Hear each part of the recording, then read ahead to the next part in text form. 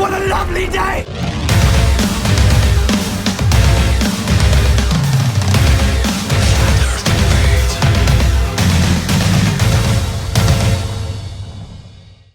Welcome to Flat Earth Debate Uncut and After Show. I'm your host Nathan Oakley, and if you are new to this channel, or you've not done so already, then be sure to subscribe and hit the bell notification icon to keep up to date with the Flat Earth Debate. If you'd like to support the channel, there is a super chat that runs alongside each of these shows while they are premiering. There's also a PayPal, Patreon and crypto link in the info box below the video. Speaking of Patreon, I'm going to do a quick shout out to all of you who do support me on Patreon. So a massive shout out of appreciation to Abraham Mohammed, Adrian Quintana, Alistair Main, Billy Highvault, Burn Fat Till My Stomach Is As Flat As the Earth, Giant Cat, Dank, Dave Rakia Gafford, David Wayne Foster, Edwin Johnson, Erwin Jennisons, Felix Hung, Fireball X, God Rockin, Henrik86, Jarenism, Joshua Balsimo, Kirsten Smith, Liam Nedrick, Life is Short, Matt, Missouri Bear, Nagara, Nathan Thompson, Naibai, Guitar Craig, Renee, Rob Hunston, Sally Bellis, Silver Umbrella, Skeptic936, the Flat Earth Sun, Moon and Zodiac Clock app, theflatearthchannel.com, The Real Gabster, Tina Baker, Tom Herkins and Windrider. So a massive shout out of thanks to all of you who do support me on Patreon. Now, we are joined by a few people in both G Plus and Discord, so I'll raise the mic on them and you can enjoy their dulcet tones as I set up for the first live show. To lead people is very interesting. You don't see it. No, go on. I was just going to say, it's just interesting how, basically how, I don't know, I'll leave it at that for now. So, if I was going to ask you to explain the Black Swan in one sentence, how would you do it? One sentence.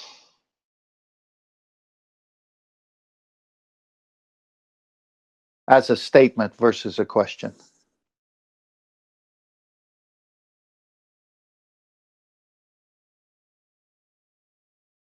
I think my favorite part is just how the ballers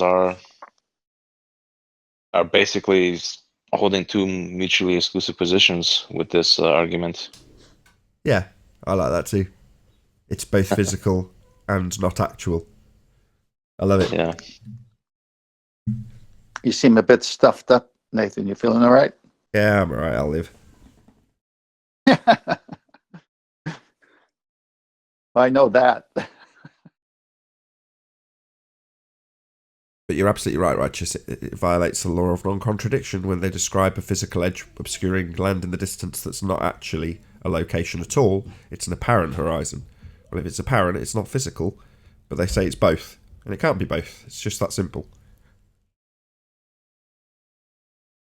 That's just a long string of rebuttals that have been totally useless in regards to the Black Swan. I mean, that's just one of a list of crap rebuttals, right? Looming. Yeah, looming the horizon above the horizon. Again, completely absurd.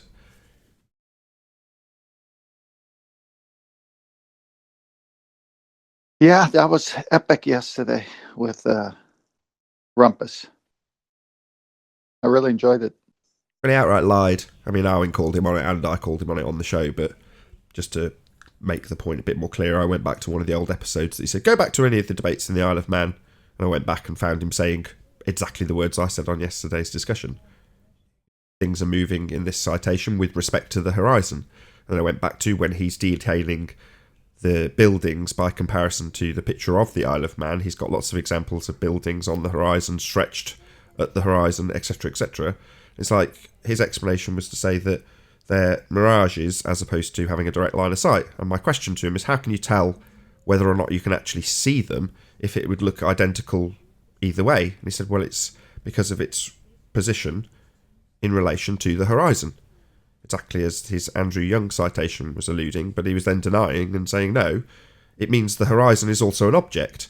Well, in saying that it's an object that's loomed, it's both physical and non-physical. That statement violates the law of non-contradiction. You can't be an actual location that's being loomed. You're no longer an actual location anymore. So it's like, well, it is a physical edge, but it's put into a not actual location. Well, then it's not a physical location anymore. So you go round and round in circles with them having to argue our point that it's not actual. Yeah, we know. That's been our point all along. You say it's a sphere edge. But they have to say, no, it's not actual. So not a geometric sphere edge then, not blocking boats. And so you go round and round. It's great. But at no point during that do-si-do do they seem right and we seem wrong at any stage. So it's great. We win. I just love the contradiction talk with them.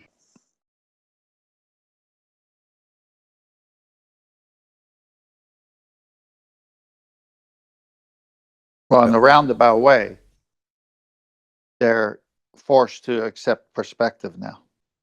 Well, he's confessed to that during yesterday's show. So he said the geometric horizon is based on the not actual horizon. You're like, I didn't say it at the time, but like, yeah, no shit. So you've based your reification of geometry on the optics that present themselves. Yeah, we knew that. We'd been exposing it for the last year. I.e., you've taken the effects of perspective and called them Earth curve. But when he actually says that, well, we base the geometry on the not actual location. You're like, yeah, that says it all. But at the moment, they're just basically confessing left and right. Because they can't do anything else. Yeah, we base our geometry that's not actual, but physical, on the not actual location that on some days we can say matches our model reification. Therefore, those are the days where it's physical. You're like, sounds absurd even in their explanation.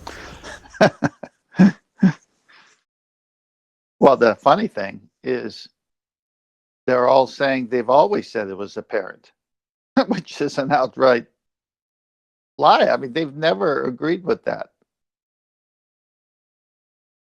Yeah, and it was relatively easy to just go out and find a citation to prove that. You know, obviously they've been arguing that Earth curves blocking stuff. Physical edge of a sphere blocks that boat, that building, that mountain, that whatever. So now it's like, no, we've always said it's an apparent position. yeah. yeah. Of course you have. So you weren't fighting for Earth curve obstruction this whole time. You were saying it's an apparent position and making that perfectly clear to everyone. Of course you were. That's our argument, mate. You're just using it because it's the only defence. Yeah, we just don't understand. Yeah, not you don't understand. They're literally, rather than you just don't understand, it's giving us our own argument back. They say horizon's a sphere edge blocking things in the distance. Boats are going over it, it's blocking buildings, it's blocking land in the distance, and it curves as you raise in altitude. It's the edge of the sphere. It's what gives them the geometry when they take the optical effect of perspective. That's what they're doing. But they have to literally confess to that. Yeah, we base the geometry. Well, the geometry is supposed to suggest Earth has a geometry. But we take that from the optics. So you're saying, basically, they're confessing, we take optics, perspective, and call it geometry. That's what they're doing. Yeah. They're confessing to it. Well, that's why we said, welcome to Flat Earth.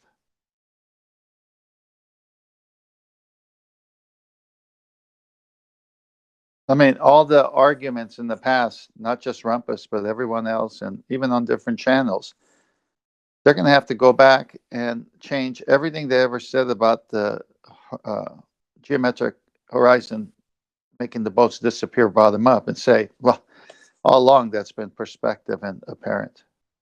So welcome to Flat Earth. All those arguments go away now. Yeah, the bottom line is they can't get around this. So Rumpus saying, we've always said it's not actual. We've always said it's apparent. All of these things are apparent. The light's coming to you in a virtual way. It's like, so everything's apparent. Yes, everything's apparent. Okay, well, if it's all apparent, why are you using actual sizes for a geometry in the Earth curve maths? None of those are apparent sizes. They're all actual sizes that don't change with distance. So you're telling me all about how you've always argued for it being apparent, and yet here we are using actual sizes in a geometric calculator? No, you're not. You haven't always claimed that it's not actual. You haven't always claimed the horizon is apparent. You've claimed it's Earth curve. You've claimed it with a geometric calculator that shows you how much physical obstruction you have of buildings in the distance when you compare a side view to a photograph and remove perspective. But that perspective removing calculator absolutely uses actual size, even though Rumpus is claiming to have already professed the entire time he's been debating to an apparent size to everything. Everything's apparent. Really? Why are you using actual then? Because that's not apparent, that's actual. Geometric, physical. You're using physical geometric maths for actual sizes, and yet everything's apparent and virtual. Isn't that amazing? That was the best part. He was going in circles around It was so fun.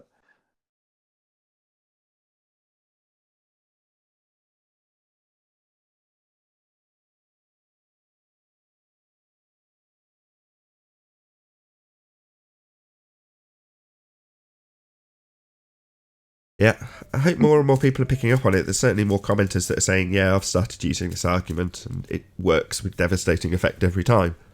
It's the same, similar responses that we had when gas pressure without a container really started to get pushed in terms of how solid a proof it is that we don't live in a heliocentric world with a sky vacuum. Well, this is no different. We don't live with a physical Earth curve edge obscuring things and having boats go over the edge of it. That's what we've been told, but that isn't what we have.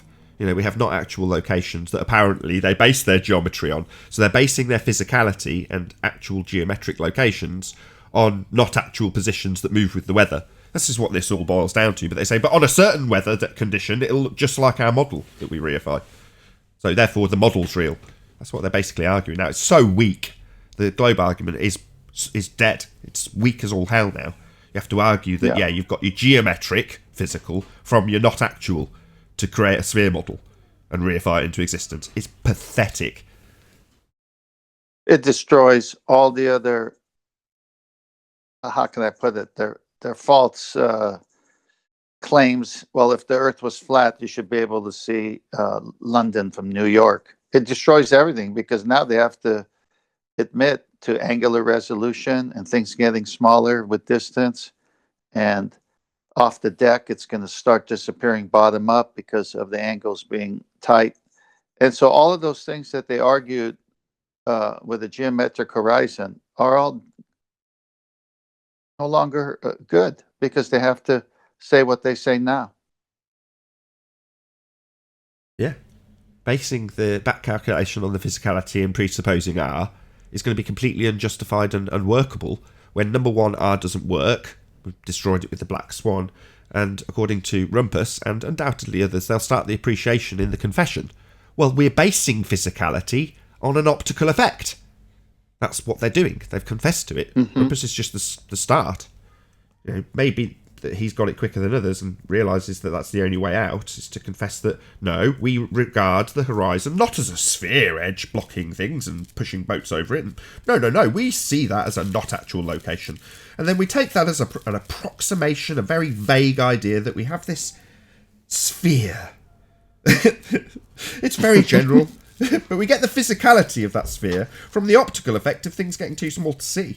Then we back engineer it to make things physical. And then when you ask us about the physicality, we tell you it's not actual. We're very close to the physicality that we've reified by this optical effect. We've back engineered into physicality. It's amazing. It works every time, except when it doesn't work. Well, I think Paul said it best. Now they're saying there's two horizons. What, that is a violation of the law of non-contradiction? Yeah, QE picked up on that yesterday. He's like, how many horizons have we got? It's like, yeah, know your definition of a horizon. Well, this is the beauty of addressing a statement that's not true. Once proven not true, they have to rally and make it sound true by coming in from another angle on it. And then the angle they're coming in on it is saying there's two horizons. Well, hey, you were better off with one horizon before the black swan. Now that the black swan comes and you say now there's two horizons. Well, it's the first time I ever heard you say there were two horizons. And it's the first time I ever heard you say you ever believed in the apparent horizon. Look at the backpedaling already. Yeah, it's great. They're not conceding our arguments. They're arguing our arguments like a defense. Yeah. Which is even better. Yeah, exactly.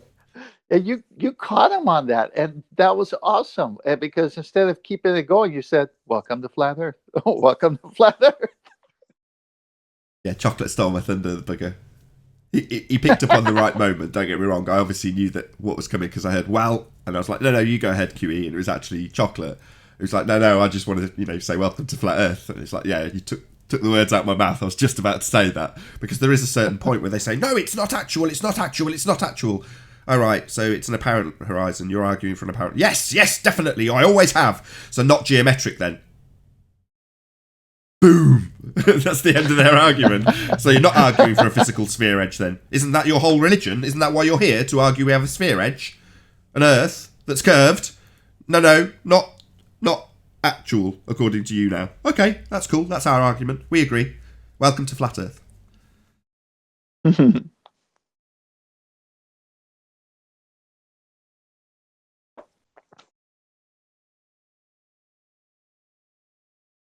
Where Righteous went.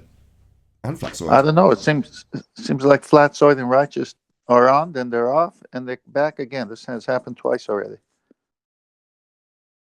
Fair enough. Yeah. That's why I asked Righteous that question about what he thought was the most powerful effect of the Black Swan. I mean, it's only going to get bigger. It's just starting.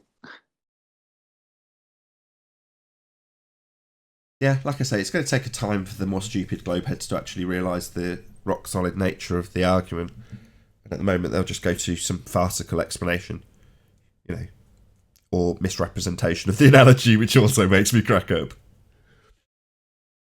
There are no white swans. Yeah, you don't understand the analogy. All swans are black. No, you don't understand the analogy, do you? What hope have you got for the proof?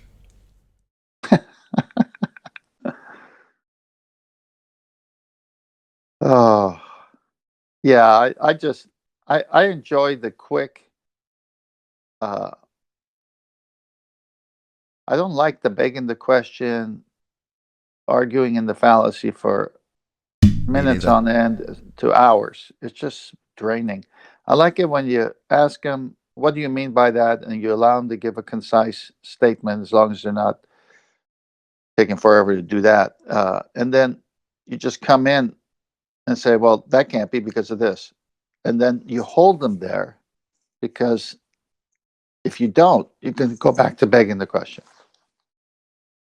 Yeah, well, he tried that as well once he'd lost. Well, let's make an example with an ant on a beach ball. It's like, all right. Yeah. So we're straight into, let's beg the question. Assume we're on a sphere in comparison with this ant. It's like, your arguments are so weak now that you just have to overtly beg the question.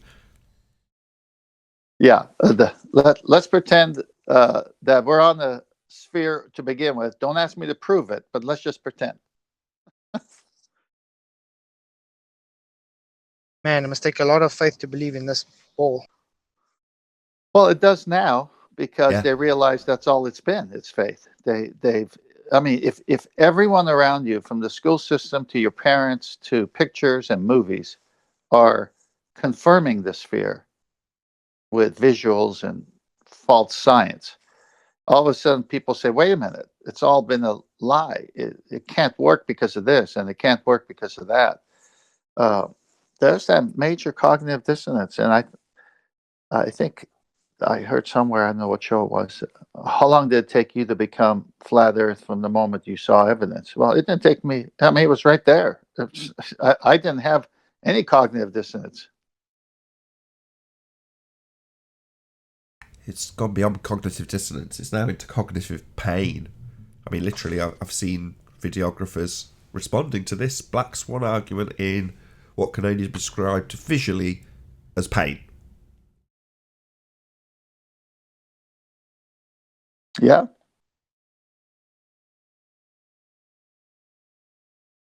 Painful. Yeah. Someone shows you cast iron proof your religion's wrong, and you start having to resort to violations of non-contradiction in terms of describing the horizon looming above the horizon.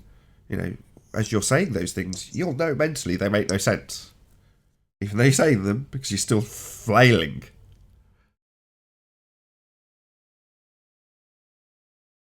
I think a lot of it comes from people desperately wanting to be accepted by the mainstream sort of society. I agree. Precisely the reason with my wife. So she understands all these arguments, she could probably argue them, but will she go out and say, oh yeah, of course Earth's flat? No. Socially, that's far more difficult than just accepting the status quo.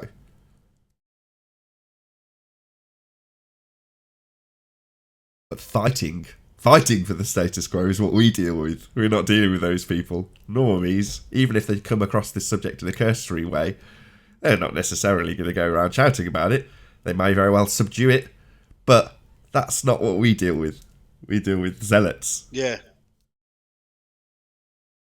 Hello, boys. Hello, Ranty. Wow, you had a long old stint yesterday. Bloody hell, 3 and something hours. That wasn't the end of it either. I mean, there was still another hour and a half that I recorded after that. Wow. Yeah, we were still awake, still chatting. They would have carried on until, I'm sure, 6 o'clock this morning. And there came a time when I just had to say enough's enough. Just go sleep. Yeah.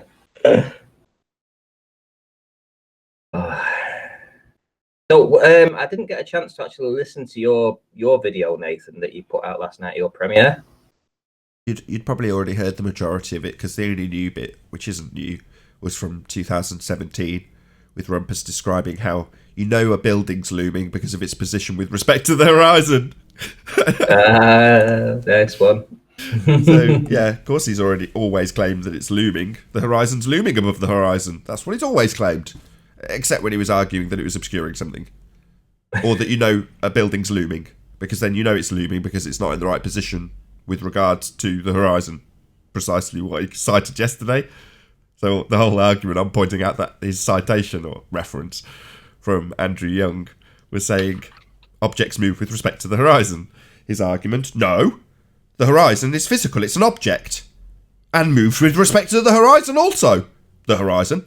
It's like, well, if it's physical, then it's not actual. It can't be both a physical place that's looming. It's a violation of the law of non-contradiction. It's either physical, geometric, actual, blocking things, bending. No, yesterday it was apparent. And now it's apparent, which is what we've been arguing for the last 18 months. So, apparent, not actual, not physical, not a sphere. Come on, Rumpus said it was always apparent. I think Rumpus is actually... It was never apparent. I disprove that. So that's it's always apparent again. I disproved that, Alvin. I just went back to one of the old clips from the Isle of Man, exactly as he suggested, and disproved his complete bullshit claim that he was always claiming the horizon was apparent when he's arguing it for being obstruction and arguing that you can tell things are looming because of their position with respect to the horizon. So yeah. So we can tick off Rumpus's name as a flat earther now. Well, we welcomed him to the flat Earth, absolutely.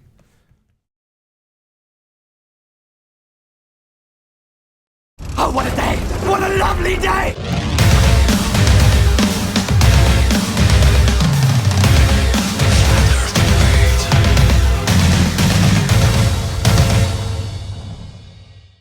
Welcome to Flat Earth Debate Live. I'm your host, Nathan Oakley, and if you are new to this channel, or you've not done so already, how dare you, then be sure to subscribe, hit the bell notification icon and join button if you'd like to become a Nathan Oakley 1980 channel member and keep up to date with the Flat Earth debate. If you'd like to support the channel, there is a super chat that runs alongside each of these shows while they are live, and there's also a PayPal, Patreon and crypto link in the info box below the video.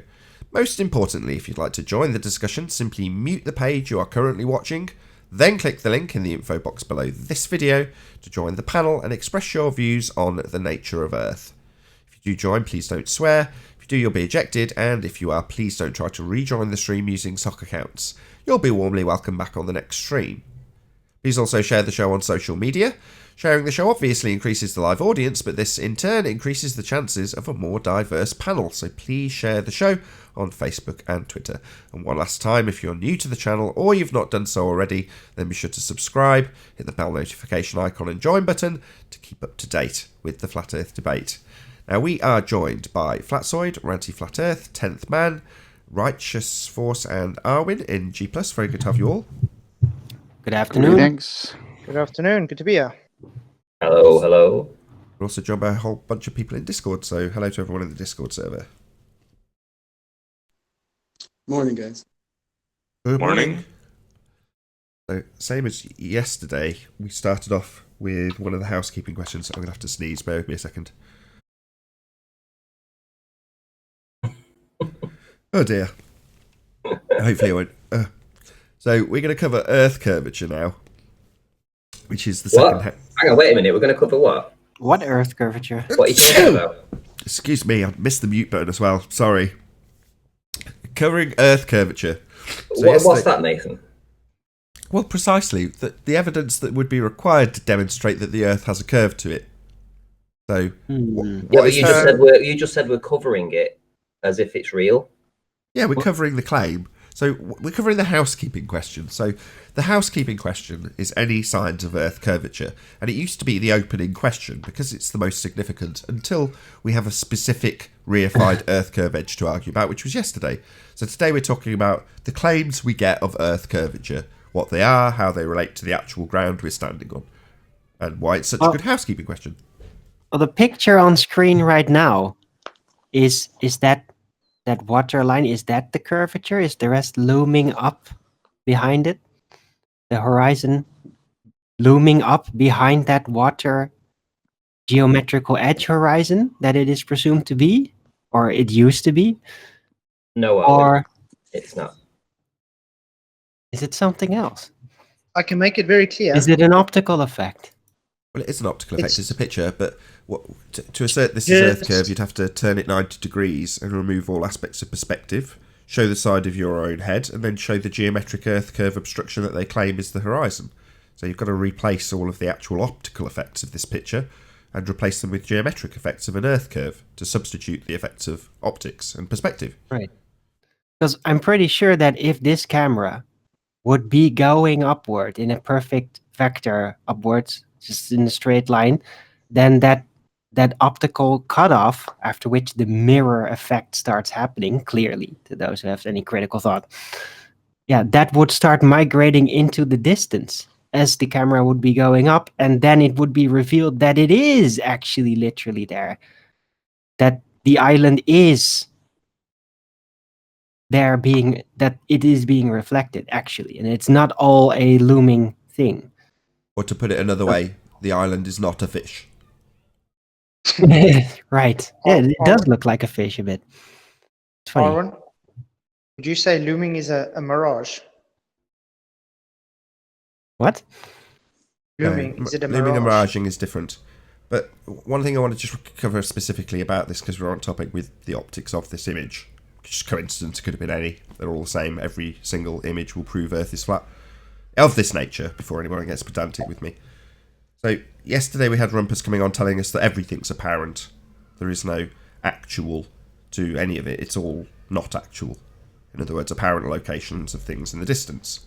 Now, given that they have a geometry and everything's not actual, I'm quite intrigued to know why all of these apparent things in images are being given actual sizes in their geometric Earth curve calculator that represents physicality. Now, why would they be now disclaiming that everything's not actual and apparent, optical, when their calculators are geometric and their sizes are actual? Not angular sizes, but feet and inches that don't change with distance. So these building measurements, I can give you the feet, let's say the 100 foot for that, whatever it is, chimney or whatever, on this left-hand side. If I say that's 100 feet, it doesn't matter if I'm standing at the base of it, cricking my neck to look at the top of it, it's still represented as 100 feet. But if I push it to the horizon, and it's a tiny little single pixel in my camera because it's so far away, it's still called 100 feet. Because they're geometric calculations that assume we have an Earth curve edge, obscuring our view when you put things side on and remove perspective. Well, that's not accounting for these apparent sizes of things, and the fact that they're not in their actual locations because apparently they're not actual but apparent, everything's virtual. Well, if that's the case, why are we attributing these things in Earth curve mathematics actual sizes, when clearly they're apparent? They get smaller with distance. That tower's not 100 foot in the same way if I'm looking up at it as if it's on the horizon, because it's got smaller. The apparent size, which they're all claiming now everything is apparent, why the hell aren't we addressing this in apparent sizes in the Earth curve maths? Oh, because it's geometric and perspective exclusive. So it can't possibly use angular sizes because things would disappear at the exact same point that they say Earth curve's obstructing them. Have you got something you want to present, Arwin? Oh yeah, that's my update to the original eye on a stick drawing. I'd like to compare it. I like to compare it with the image that you're showing, the video footage, and just say that, yeah, this is a perfect example. Yeah, even concerning water, because there's the waves in the field of view, right? And then, yeah, you can see the optical slant cutoff point, and the mirror effect increases in height over distance in relation to the observer from that point on. And at the end of sight, and there's clearly an end of sight, a gray blur behind the mountain, that's just refraction blur. So this is indeed a good way to describe as to what is being seen within sight in this image. Ah, it's gone. But no, So I've just got flat- one more point. Hold on. So, just out of interest, just so I can make my perspective hijacking point. So, based on this image, when I say you have to turn the image 90 degrees, and you see your own head, or in this case, the side of your eyeball, and then the image that you're actually looking at is represented by Arwin's, right-hand side of the page. Well, just so I can make this point absolutely clear, this is done to remove perspective. So, if this line is an object, like my chimney stacks or whatever they were a moment ago, I can write 100 feet on this line and say, well, that's my view of the chimney stacks, even though you don't see the side of your own head in any picture you take. But if I write on this, where it says field of view, 10 metres, the picture remains the same as if I write 1,000 metres or 1,000 miles. The representation is the same, and the building you're looking at is still 100 feet. It hasn't changed at all, because it's not representing these not actual sizes, these apparent sizes, even though they're now disclaiming that everything's apparent. But their Earth curve maths doesn't use apparent sizes, it uses actual sizes and geometry for physicality when misrepresenting what we actually see. This is the way their maths works, a side-on view with items in the distance not changing their actual size value. When in reality, what we get is a picture like this. Where's the eyeball? Oh, right, it's not in view. Where's the side presentation of this slanting upwards as in Arwin's picture? Well, does it slide up from right to left on a picture of reality? No, it slides up to the middle of frame. But when you turn it 90 degrees, you remove perspective and then you can call it Earth curve, which is all they've done. They can call it geometry, when in reality they're dealing with perspective. But they've taken perspective, and that's what gives them their geometry. Rumpus admitted it yesterday, while simultaneously professing to everything being not actual, everything being apparent, so that he can run those apparents through his actual geometric physical Earth curve calculator to claim that physical geometric Earth curve is the cause of the obstruction by way of extrapolation of optics, which is what our argument is. It's a very wonderful time to be a flat earther. Indeed. Welcome to Flat Earth. But yeah, my picture is not an orthographic view. It's not basically a design schedule. It is purely experience descriptive with pointing out certain optical elements that are just going to be there. So this is not an actual to scale representation of any sort. And it, Just wouldn't- to and it make can't that ever clear. be, because it's 90 degrees side on. What we would see in the picture, this blur on the right-hand side, that's representative of this, something that takes up the entire frame. And what we don't have in this picture with the entire frame is all of this section. The bit in between. You don't have that. You can't see the side of the observation. You can only see what is basically represented in this picture as the blur at the end. What you're actually seeing. Well, you don't see any of this garbage because this is a view that someone from over here would have. By this tree. Right. Well, that's not what the picture is. But if you put it in that, you can then say something over here is 100 feet, and then where we've got our eyeball down here, but it's not in the picture, you can put that in the same image and say, well, here's us, and here's our observation. No, it isn't. That's not how it's represented. But all to replace perspective with Earth curve. I can show you something, Nathan. Well, this picture does not claim any geometry. No. Just to make it clear. No, this is perfect. I'm not saying you've Because done that's anything the wrong. problem Arwin. with the orthographic view that Rumpus constantly uses. They claim geometry about it. Yeah, And precisely. that's not what I'm doing. This is purely optics. It's optics only. No geometry involved, really. No, I get it. I understand what your presentation's for, but it's just useful because you're using their technique of an orthographic view to do it. Even though your point's the same. You've got two lines for a start. What they draw is a single line between target and observer across a tangent. Nevertheless, you've got two to show that you've got a field of view that's reaching a point where it will presumably disappear. That's your vanishing point. You used to call it the first optical slant, But you've got a vanishing point that's depicted by these two lines that come to a point. Well, yeah, it's a kind of way of representing your field of view in an orthographic way. But in reality, what you get is an actual field of view. That's reality. But nevertheless, because in the Black Swan image, the reality that's presented does not match with their models and cannot match with their models, they say that their models, which are aside on representation, perspective exclusive, orthographic view, is actually reality. And the pictures being presented, in this case the Black Swan, that's the matrix. Just wrong because it doesn't match the model, even though it's a bloody photograph. But again, another ludicrous, ham-handed attempt at a rebuttal to a geometric impossibility that we have now, that they can't get around. Go ahead, Ranty. Thank you, Armin. Yeah, this is just a good example of how perspective works. So obviously I've just taken this image off Google, just searched it. It's a little bungalow. We're going to say it's 20 feet tall. So this is what it would look like up close.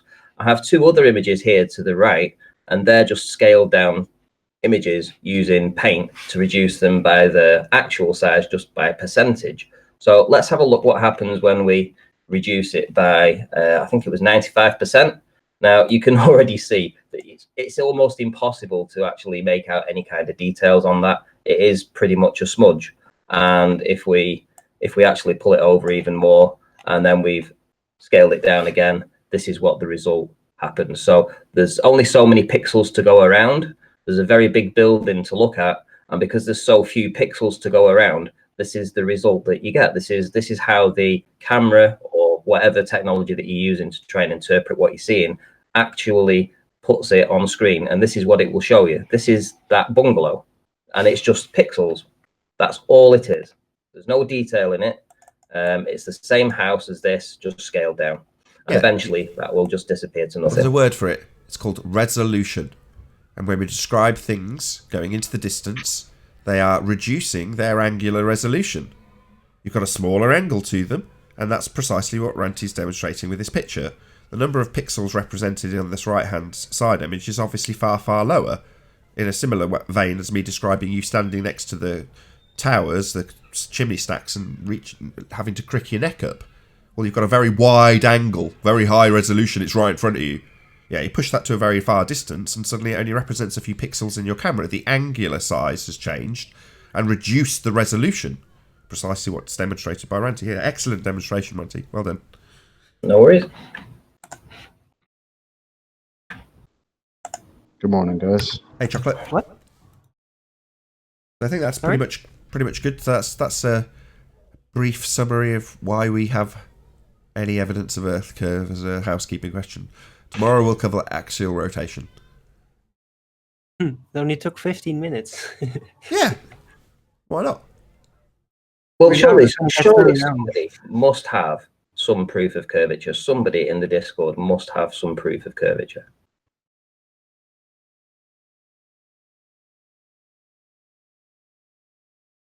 No. Nope. I don't know, man. I don't know why you're holding out hope today. Yeah, it's difficult to prove something that's against reality. There was There's the things Go ahead. things disappear from the bottom up. There's that stupid argument. That's Fair not enough. stupid. No, I could just cover that. Hopefully I'll keep it even more concise. So if you take a brick and put it at 5 feet in front of you, you can easily see it. Whereas if you put that brick at a mile, it'll disappear from view.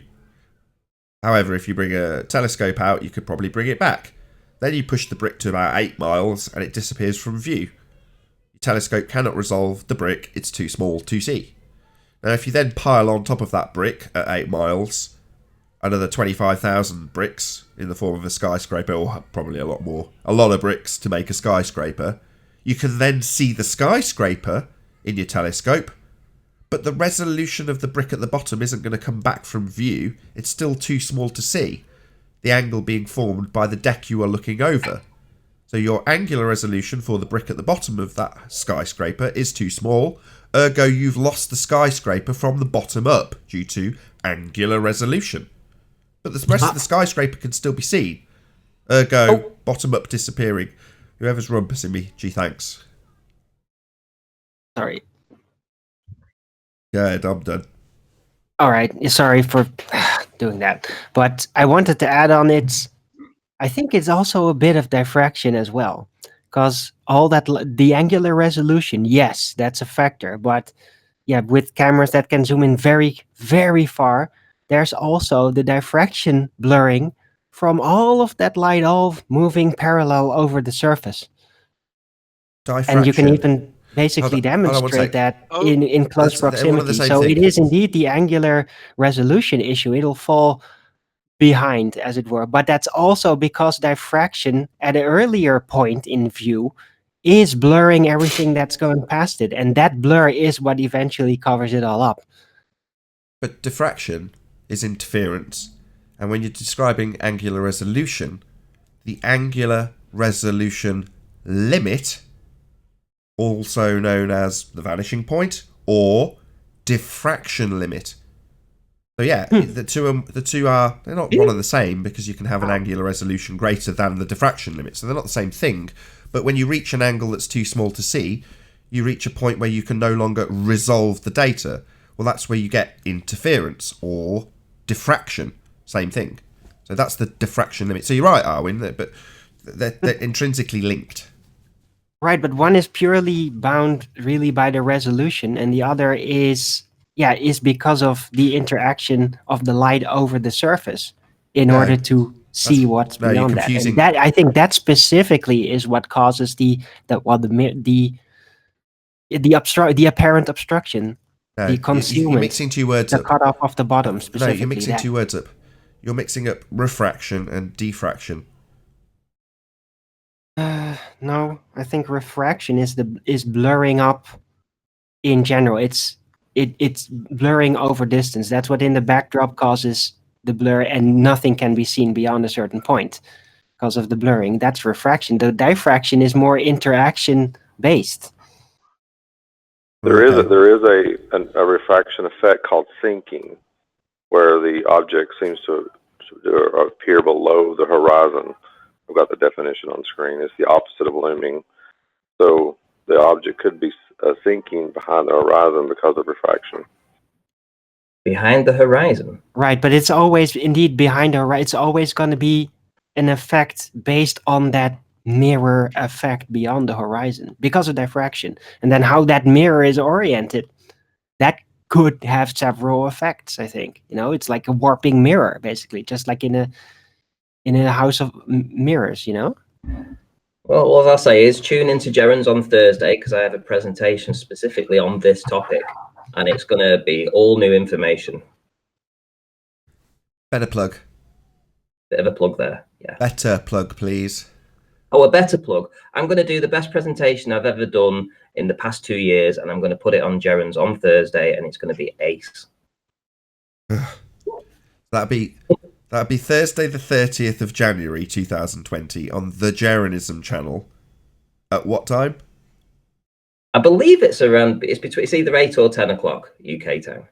That's 3 p.m. Central Standard Time, approximately. Yes. Excellent. Be here or be sphere. Jarenism. I also have I'm going to concisely summarise your plug. Show yesterday, by the way. I love it. I'm trying to concisely summarise the plug for the audience. So, be here or be sphere on the Jarenism channel for Ranty Flat Earth in his presentation regarding the diffraction limit, angular resolution. 8 p.m. or 3 p.m. Central Standard Time, approximately there or thereabouts. Be here or be sphere. Real. And I've also got an image on the screen, Nathan, if you want to pop me on. I was looking into, I just typed in inferior mirage into Google. Now, there's 1.6 million results. So Google, in their wisdom, decided to promote this as their top result, 1.6 million top result. And we all know that words have meaning. And there's a difference between level and flat, as the Globers will say. Level is obviously a distance from the supposed center of the Earth's core, and flat is flat. And here we go. We're talking about lakes and oceans. So lakes and oceans, since these surfaces are very extended and flat, full stop. That's why we don't see any Earth curve, Nathan. Because it's flat. Because it's flat. Well, we already knew that. But yeah, excellent wiki entry. It's not even on wiki. This is weatherscapes.com. Oh, okay. The top result, 1.6 million results, and they promote it as flat. Because it is. Because it is. Somehow you'll still get the Globus to recurve there.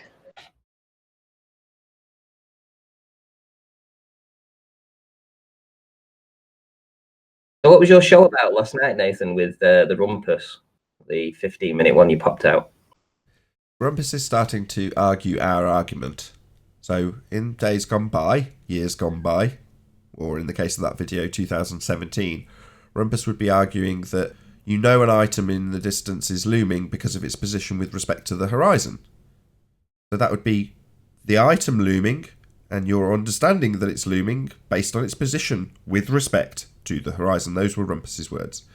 So, fast forward to 2020, and Rumpus is saying, no, I've always, and you can go and check, argued that the horizon is an apparent position, and therefore can be looming with respect to the horizon. And then your question is, sorry, what's looming with respect to the horizon? Oh, well, the horizon. It's looming with respect to the horizon because that's what looming is. As defined by himself back in 2017, and by the citation he gave us yesterday. So even his own heliocentric citation, well, reference, he doesn't know what citation is, backed us. Their looming in general, how it's defined, is position of an object in respect to the horizon. Now, he's trying to argue that the horizon is an object, a physical object that's being loomed with respect to the horizon. Well, if it's a physical object that's being loomed, it's no longer physical. So he's got a contradiction in terms to argue, and the side that he's arguing to get around the black swan, a geometric impossibility for a sphere, is to argue our argument that the horizon is not an actual location. So in so doing, he's saying, it's all apparent. None of it's where it's supposed to be. It's all virtual. Well, if it's all apparent, it's not geometric, our argument. I think the words from Chocolate were boom or ouch. That's what it was, ouch. Yeah. So he's going, yes, of course it's all apparent. Yes, I've been saying this forever. It's all apparent. So not geometric then. It's going to leave a mark. Yep. Speaking of horizons, Nathan, last night we managed to get Brenda to come on the show last night, and we asked her to place on the black swan image where she saw the horizon being. Funnily enough, it's pretty close to where Miles Davis actually says that this horizon is in this particular image that I'm showing right now. So I've put a yellow line in to denote essentially where Brenda said it was. I can probably show you where Miles Davis actually thinks it is. Miles Davis thinks the horizon is actually down there. So these are two globers, two prominent globers who are blind, who clearly see something that we don't. Who need glasses? Who need glasses? Yeah. So yeah. So I mean, I don't know whether the audience kind of agree with that, or it's just cognitive dissonance, or just complete denial. It's not it's blindness. That's stupid. It's literally blindness. If you think that the horizon is where you've drawn those lines, you are blind.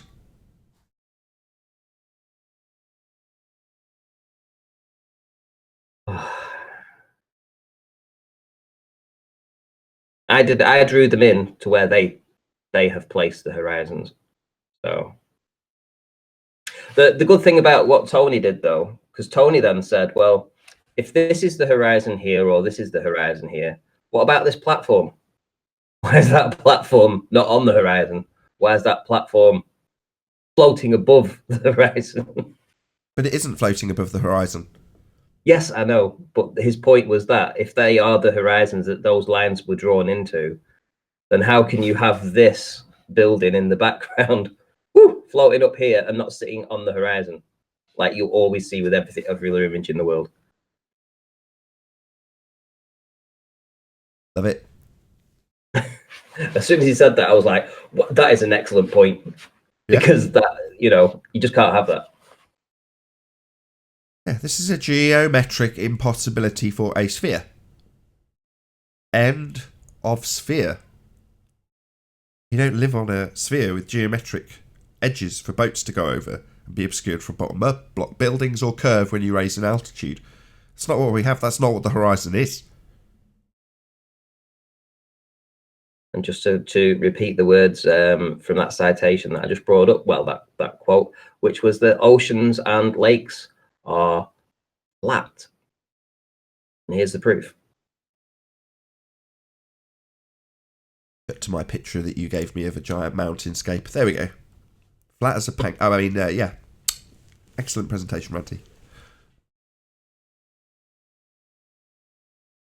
Go ahead on mute for a minute.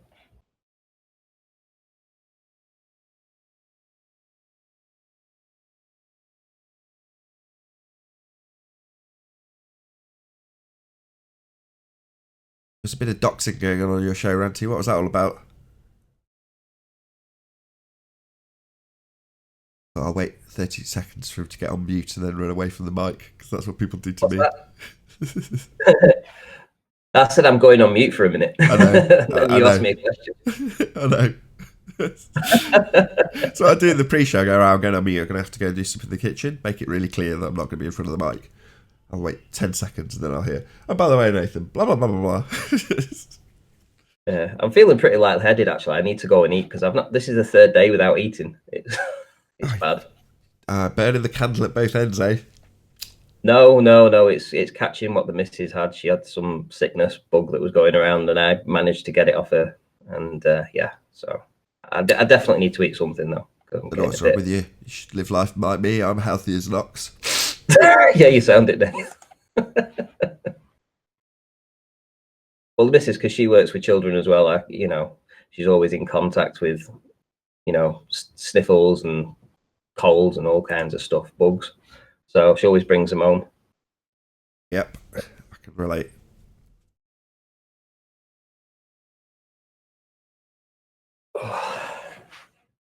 What did you? I'm going to give you a chance to go on mute and do whatever you're going to do. Get some food, Ranty. Right. Okay.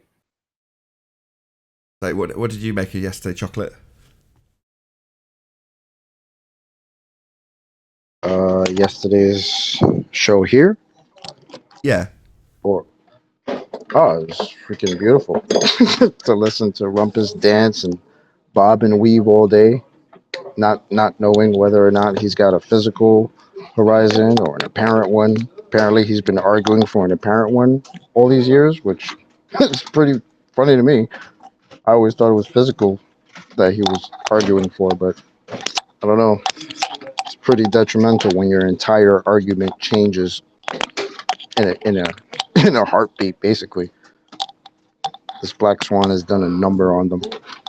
It's great. I'm going to do a couple of quick shout outs. Passway Toe says, this show is awesome, guys. Shout out to Marcus. Thank you very much for the super chat, Passway. Really appreciate it. And N. Wadzinski, thank you very much for the super chat. It says, Rumpus' argument is triggering a sort of Mandela effect for Globers.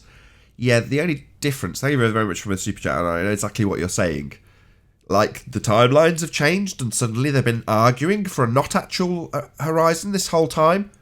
Yeah, the only problem with that is there's literally years of broadcasted debates where they argue that things are being obscured by the physical edge of a sphere. So while it might seem like they can pretend they didn't have those arguments, they definitely did. And that's definitely still their religion of a sphere. Yeah, they just haven't got a way out. So they've got to start arguing our argument and just like mentally pretend they didn't have those arguments, which I absolutely love. The cognitive pain amongst Globers at the moment is really high. You know, I was recommended to go watch Sean Hawkins based on his facial expressions while he was critiquing yesterday's show. It was great. The guy is in immense amount of mental pain, holding his head, and he's tortured by this. And lots of other Globers are in exactly the same position, suddenly claiming that the horizon's are not actual location. We've known it all along. Really? So not on the edge of a sphere then? Great. Yep. It's too funny.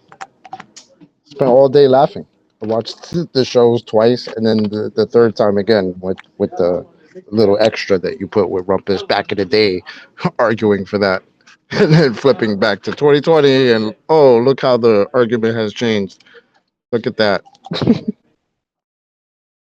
To win this argument, they've got to say, no, we never claimed we have a physical Earth curve edge. That's what they've got to say. Yep. We never said that. Oh, really? Welcome to Flat Earth. Got something you want to be presenting, Ranty? Clearly not. There we go. Sorry. Yeah, I'm actually confused with this top result for Earth's geometric horizon, because I don't understand this word, this here. I mean, can anybody understand why they would put this in rather than just saying it's a calculation? On a clear day, you can see for miles and miles and miles. What's that got to do with Earth's geometric horizon? Also a contradiction to the statement below.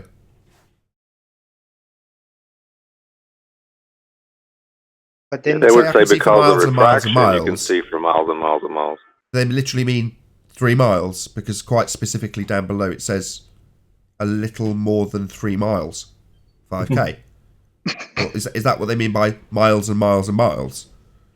Do you think if they'd put one more mile in after that, it would have made it 4 miles? Or do you think miles and miles and a long way? Black Swan distances. Yeah. So wait a minute, though. They're going to say because of refraction, you can see for miles and miles and miles. This says on a clear day, which means refraction would be very limited, wouldn't it? Yeah, it's a complete hodgepodge. No looming then. No looming. And it's always what they've always said, on a clear day. Tony's been saying it for years, for the past 3 years at least. I can remember him always saying, just on a clear day with good visibility, you can see for a long way. That would explain why I can see Robben Island's beach at 8 kilometers away with my phone touching the water. You got to say it right, man. Otherwise, Tony's going to be mad at you. You got to say, on a clear enough day with a big enough zoom and a bit of Paul's maths, you could see your own ass in a telescope. On a globe.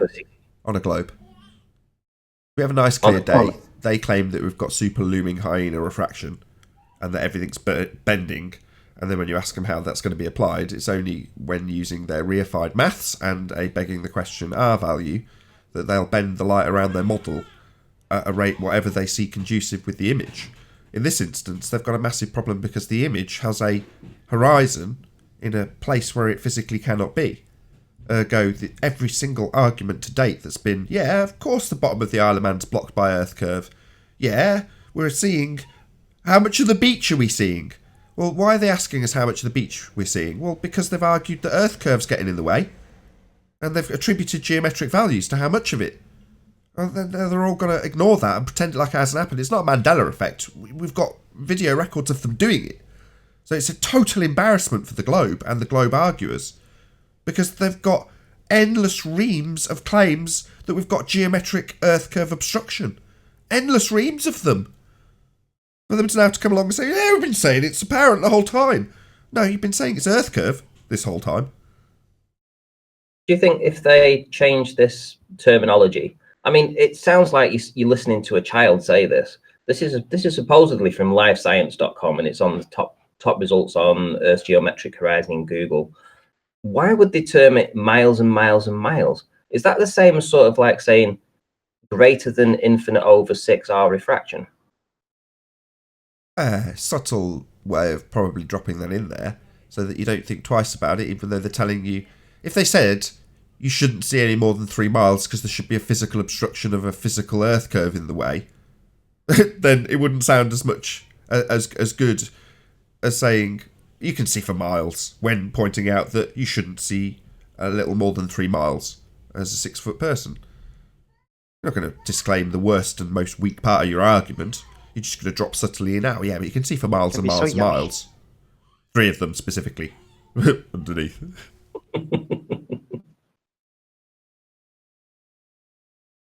Yeah, it just sounds like they just put it in there pretty flippantly, just to say, oh, if somebody happens to think about it, well, why can't I see such and such for, I shouldn't see that. And then they can think back to this and say, oh, well, it's one of those days on a clear enough day, I could just see miles and miles and miles because it's clear. Not thinking, oh, you're not seeing that because it's clear. You're seeing it because you're not looking across the physical edge of a ball. So, yeah. The other plus side to yesterday was we made an Shouldn't see example. that based on. Go on, Black Sword, sorry.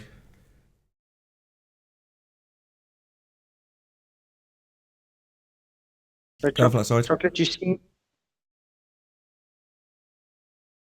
I didn't hear you, brother. I'm saying so you wouldn't be able to see it based on what?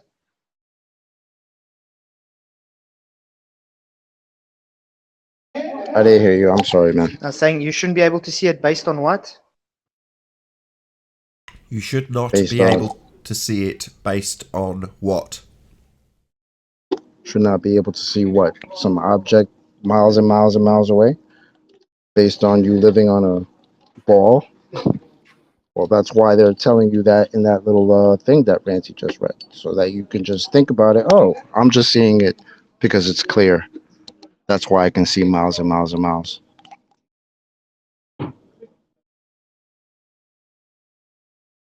think it's just to dilute the point that we always see in a horizon that's further than we should.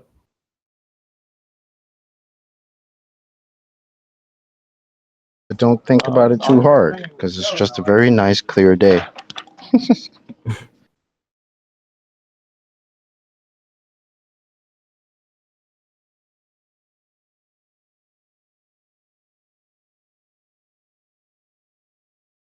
Beautiful thing that they're trying to stick to refraction being some type of an excuse for this.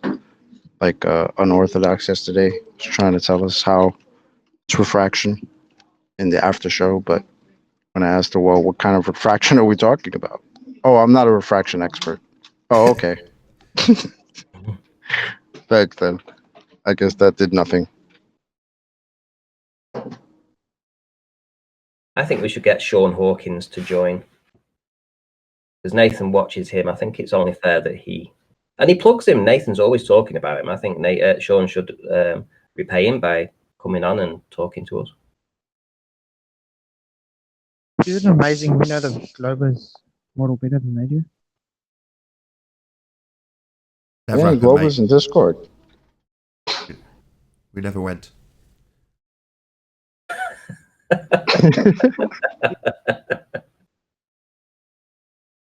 That joke will never get old. Don't worry, my new mic will come soon. Yeah, I'll have the steak. Yeah, next Tuesday sometime.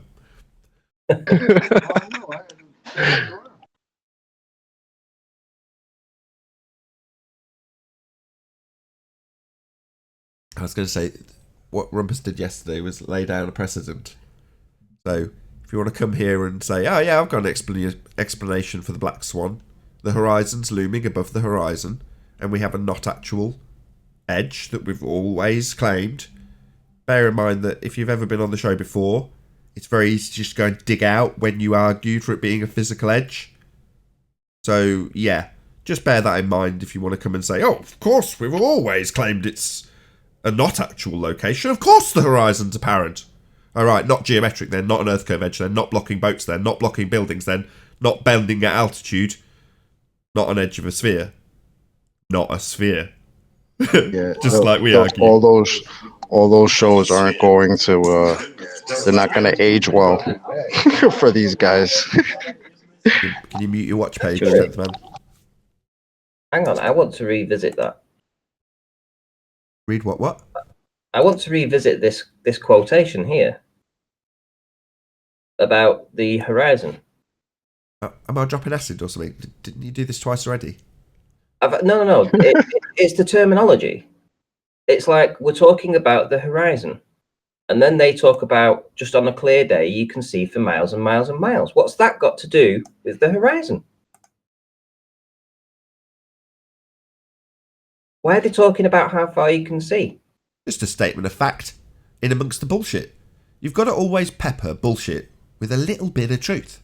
In the same way as when they talk quite, knowledgeably about atmospheric conditions, it doesn't change the fact that they're going to swindle you and insert terrestrial refraction at a rate based on an R value when they talk educatedly about atmospheric conditions. In other words, you've got to have the truth in there to seem credible when you slip in your bullshit. Well, the majority of this is all about the horizon that they're going to reify based on a sphere. Of course, it's standard rhetoric. So they're going to tell you based on a sphere what the distances are. But they're also going to drop in a little bit of truth, which is if it's clear, you can see very far. Not a possibility on a geometric sphere with an obstruction in the very near foreground, but you can still see really far. That's what the statement says. So you've got to drop the truth in there, otherwise it'd make no logical sense. Otherwise someone will come along and look and go, I can see really far on a long day. On a clear day. I can see a very long way. Well, you come along to a statement like this and go, I can see for miles and miles and miles on a clear day, but this says 3 miles. That makes no sense. Yeah, So but what's seeing for miles and miles and miles got to do with a physical edge? Well, nothing. It's completely contrapositive, isn't it? Seeing a wall in your distance that's blocking stuff behind it isn't conducive with seeing forever because there's nothing in the way.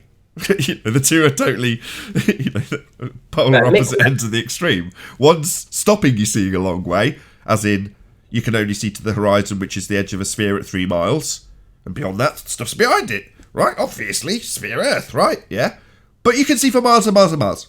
Get on with your day. Mick West had it in his calculator. The hump. Do you remember? Mick West had it. Hump. When he was doing calculations. So the hump is the obstruction, right? So it doesn't matter. Stop. Got the terminology wrong just before you carry on calling it a hump. Bulge. Right, the bulge. Yeah, okay. So there was a bulge, and the bulge creates a physical distance. So what does it matter how far you can see? Whether you can see for miles, or whether you can see for miles and miles, or miles and miles and miles and miles and miles. What's that got to do with where the physical hump is? Or the physical bulge? Oh, yeah. Branty, let me give it a try. The distance to the horizon is determined by different variables. Now, they don't say what those variables are, but let's keep reading. Including the temperature and your height. Now we get it, height.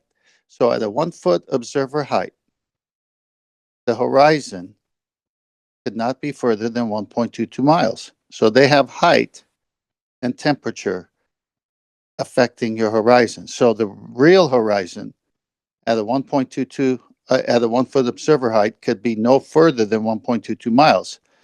Therein comes the black swan on a clear day. It's over 9.41 miles. So this blows away their 3959 radius. They're wrong. Well, yeah, I mean, this final statement is that nail in the coffin. For a 6 foot tall person, the horizon is a little more than 3 miles away. Full stop. That's it. End of story. So if you are 1 foot high, the horizon is less than that. And the black swan, as you say, destroys that argument. Yeah, they never pin themselves to their math. So if this article was going to be true, they would say, based on the radius of the Earth at a 6 foot position observer height, the horizon could be no further than. They'll never do that. I wonder if a little more than 3 miles away is like 20 miles away.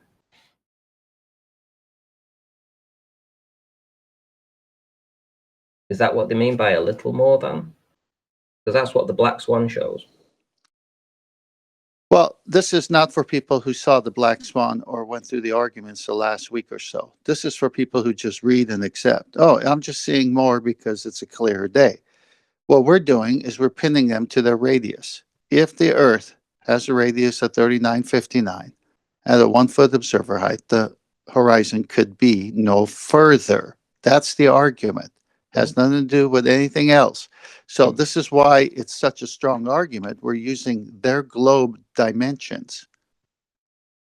I love playing the fool. Can I just brush up on your dimension? Can I just brush up on your terminology though? So the geometric horizon. Now that is to say the physical Earth curve they claim we live on and observe when it's blocking boats, blocking buildings, or seeing curve from altitude. That's the geometric horizon. Now the Earth curve claim is that we have geometry. Now as soon as you say geometric horizon can be no more than, that is fact based on the radius they say the physicality of the sphere has.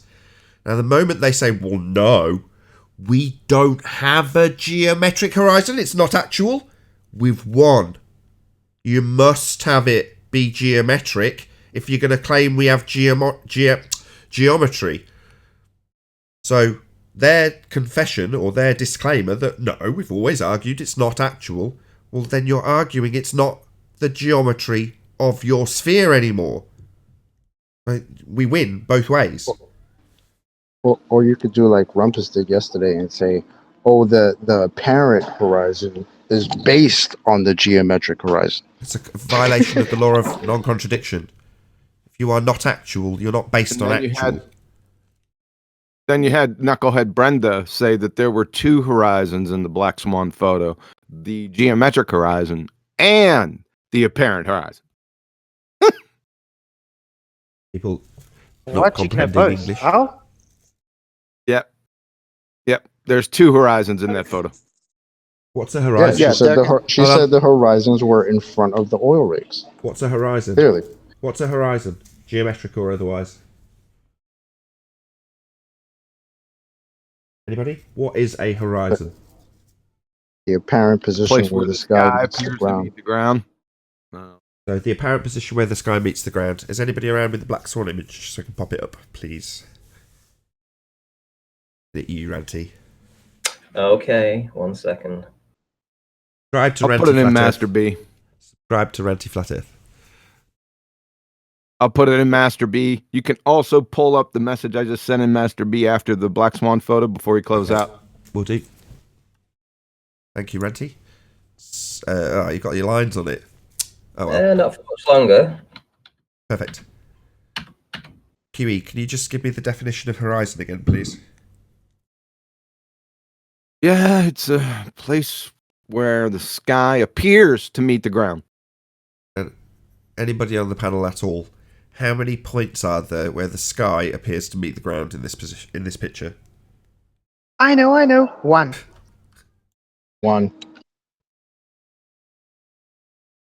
Not two then. What? There can only be one. Perfect. Right, I'm just going to read out this message from QE. You'll have to excuse my terrible reading voice. No one has ever been able to define the difference between interference and diffraction satisfactorily. It is just a question of usage. There is no specific, important physical difference between them. Richard Feynman. Can you hear me? No. No. Hello? No, I was reading. Hello? Hello? Anyone there? Yeah? Can you hear us? What's going on? John? Have you lost- Yeah. Can you hear me, Nathan? Yeah. No. I can hear you, yeah. No, we can't hear you, John. Oh, shut up, Branty. Just, try to scroll up just a little bit more. That's not the message. Oh, right. Still relevant to this show, though. He was rebutting that message. Which bit? Where it starts. With Nick's comment. Nick put a comment. I guess you were talking about diffraction. I was scrolling through the chat. Nick L, aka Nick with no brains, a self-professed physics degree holder, says diffraction is interference. Laughing out loud, laughing out loud, laughing out loud. What a silly thing to say. Really? Richard Feynman. No one has ever been able to define the difference between interference and diffraction satisfactorily. It is just a question of usage, and there is no specific, important physical difference between them. Where'd you get your physics degree from? Mail order from Tuco Community College in Tobago, you clown. Thanks. stuff. It came up earlier on the show, which is why I didn't recognise that there was a comment from Nick, because Armin was saying that there's a point in the nearer foreground where you have maybe atmospheric conditions or something causing what he called diffraction. And I said, well, no, you're confusing refraction with diffraction. So I thought that was I thought you'd listened to the first part of the show, that was all. But clearly not.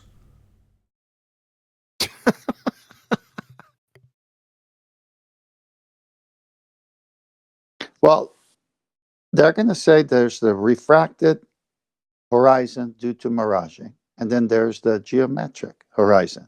But if we go back to the picture of the black swan, I'm just saying what they're saying. Hold on. So if we go back to your picture, I'd like them to show me where that geometric is in relationship then.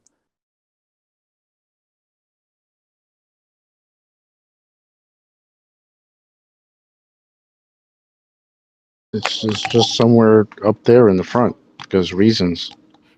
Just because I said so. Because 3 miles. Yeah, that's it.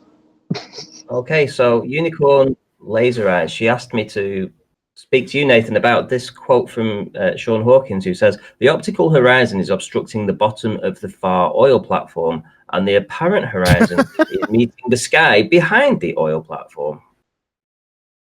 Wow. Sorry, QE, I know it's tedious. Can you just give us the definition of horizon again, please?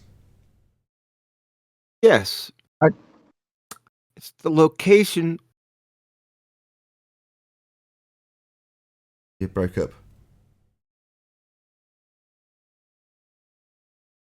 I'll tag in. Go ahead.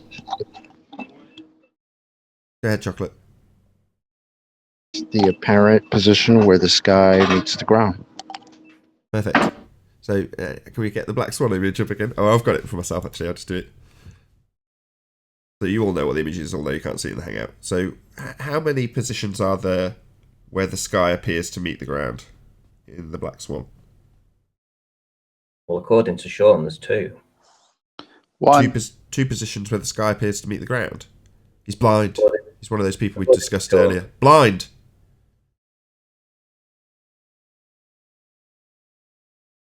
Do you think they all have this illness? Blindness? Miles Davis, Brenda, Sean, they all have this illness where they see things that most humans don't. Yeah, it's called black swan disease. They're allergic. Oh, I got a great disclaimer. You there, QE? If you can, just let me know when I read this out.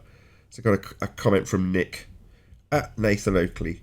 Why are you using a broken formula? Any response? That's like using a broken tape measure to measure your height and claiming you've proved you're 8 foot too tall. Rolling on the floor laughing. He goes on. Andrew Thomas Young claims his own formula is inaccurate and gives no less than 3 reasons for it on his own website. All you have done is prove his own claim that his formula isn't accurate all the time. Congrats. Did they just throw Andrew under the bus? Well, my response, Nick, quote, Andrew Thomas Young claims his own formula is inaccurate, end quote. Little laughy face. Epic. 10th man, Oxbow Spirit says, Black Swan disease, big thumbs up, laughing his face off. That was me that said that. Damn it. That was Chocolate. Oh, was it Chocolate? Sorry, my mistake. No, I was going to come in with the swan flu, but I couldn't get in. I knew you were coming. I couldn't get in, Chocolate. I know. You're You evil. triggered me, Chocolate.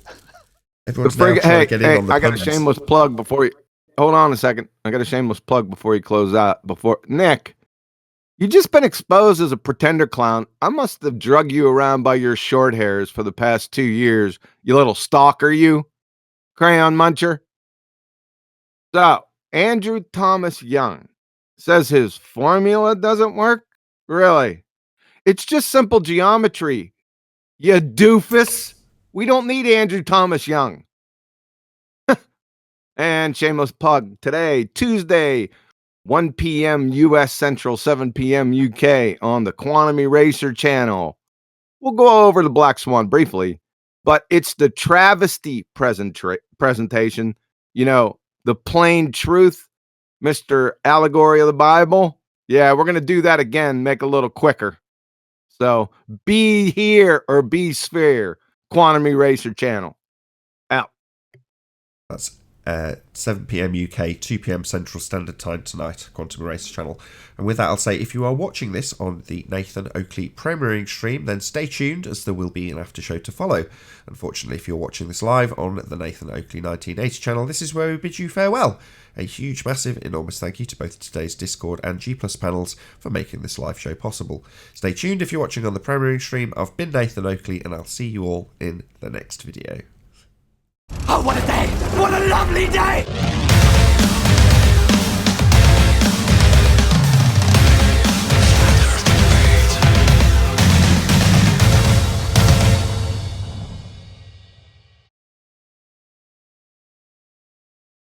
Andrew Young is so wrong. Why did Rumpus use him as a citation yesterday? Yeah, they're getting confused because we're having to discipline them in their own rhetoric because they're denying it.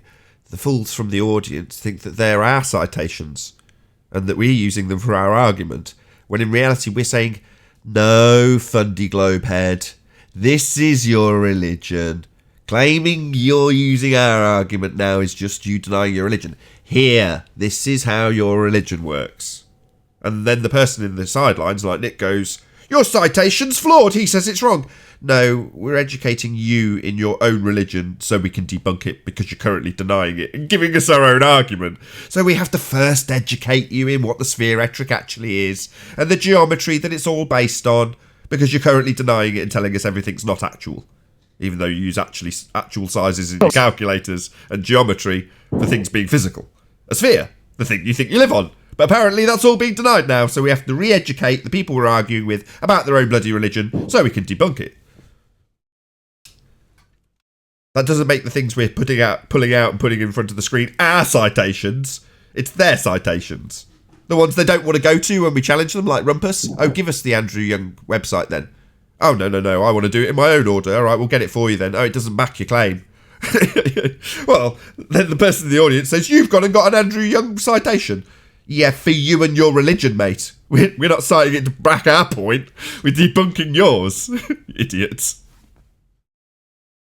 Great times, great times. Yeah, but Andrew Young definitely says that looming is, having the horizon loom over the horizon, but he just didn't say it. He forgot to say it in that citation.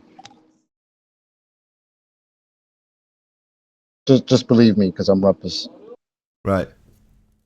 Well, I thought Andrew Thomas Young was a subject matter PhD expert and is a globe believer.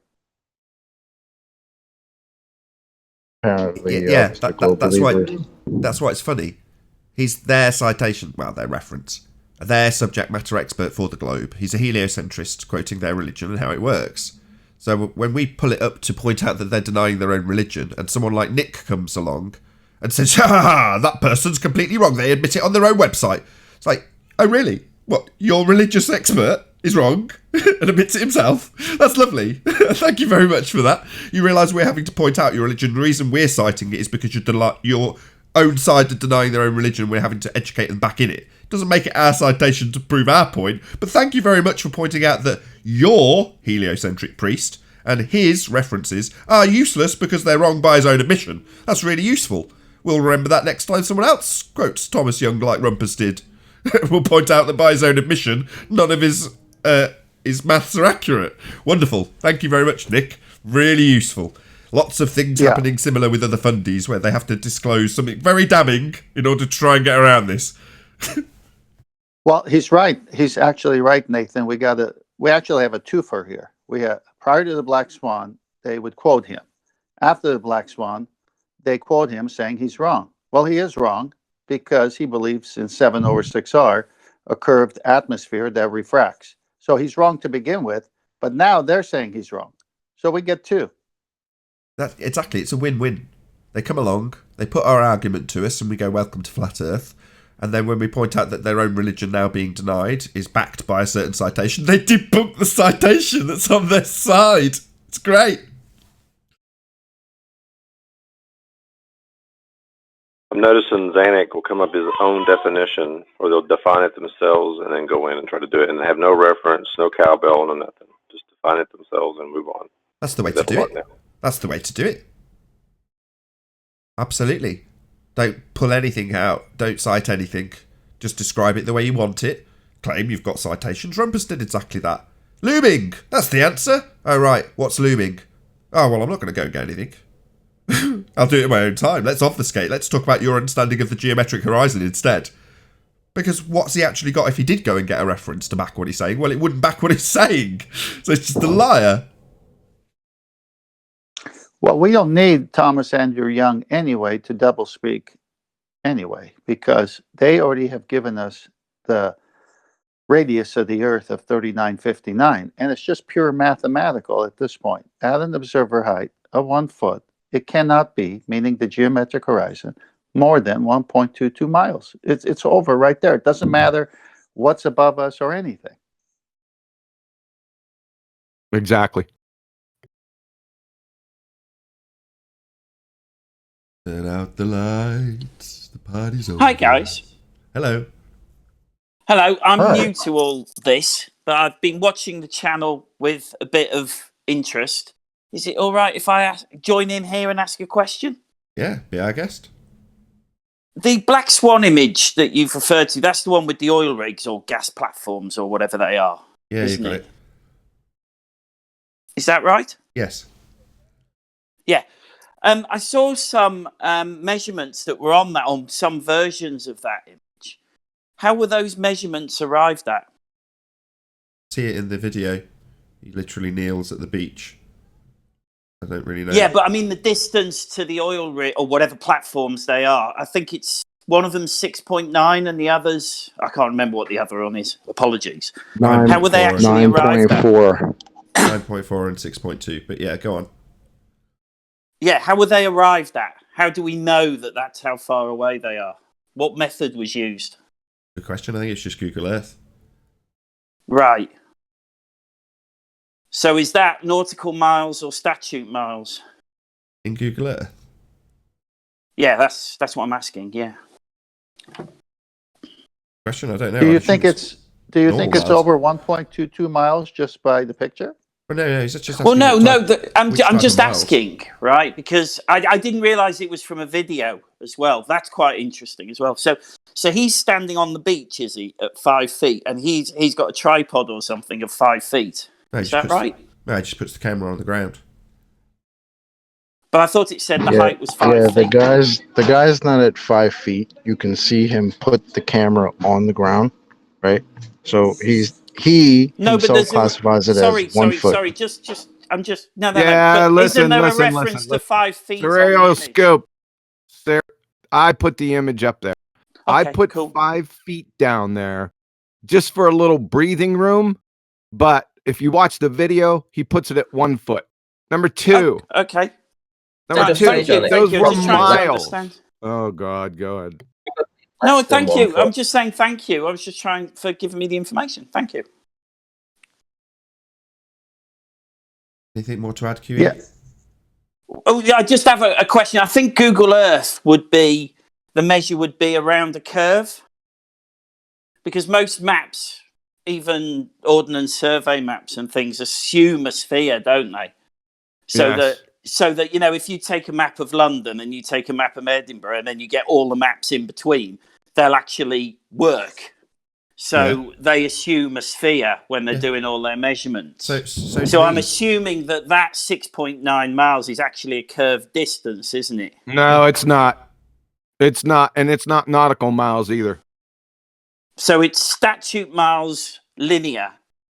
That's correct. But somebody said that it came from Google Earth.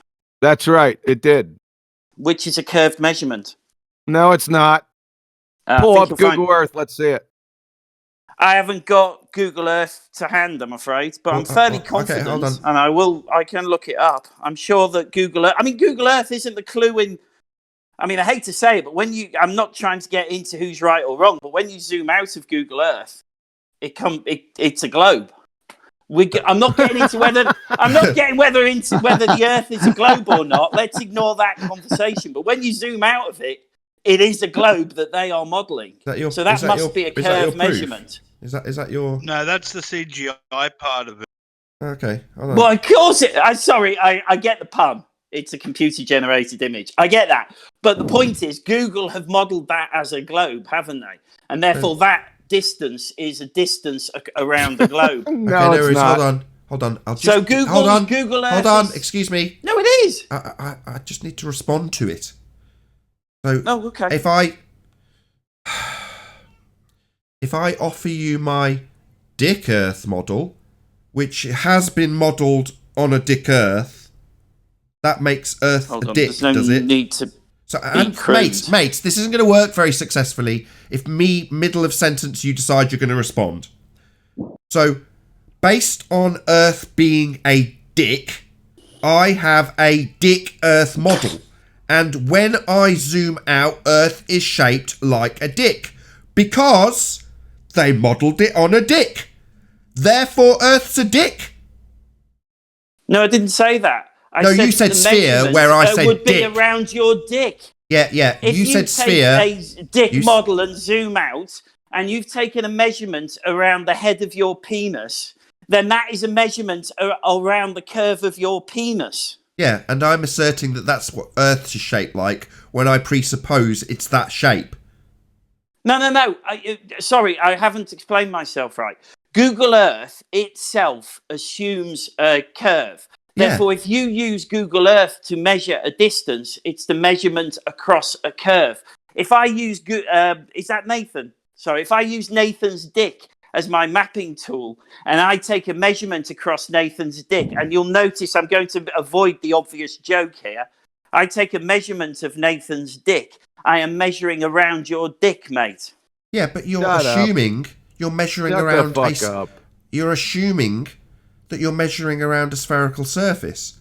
Your comparison is flawed because you'd actually have to have my dick and measure it, as opposed to assuming something that you're measuring of a vastly large scale is sphere-shaped.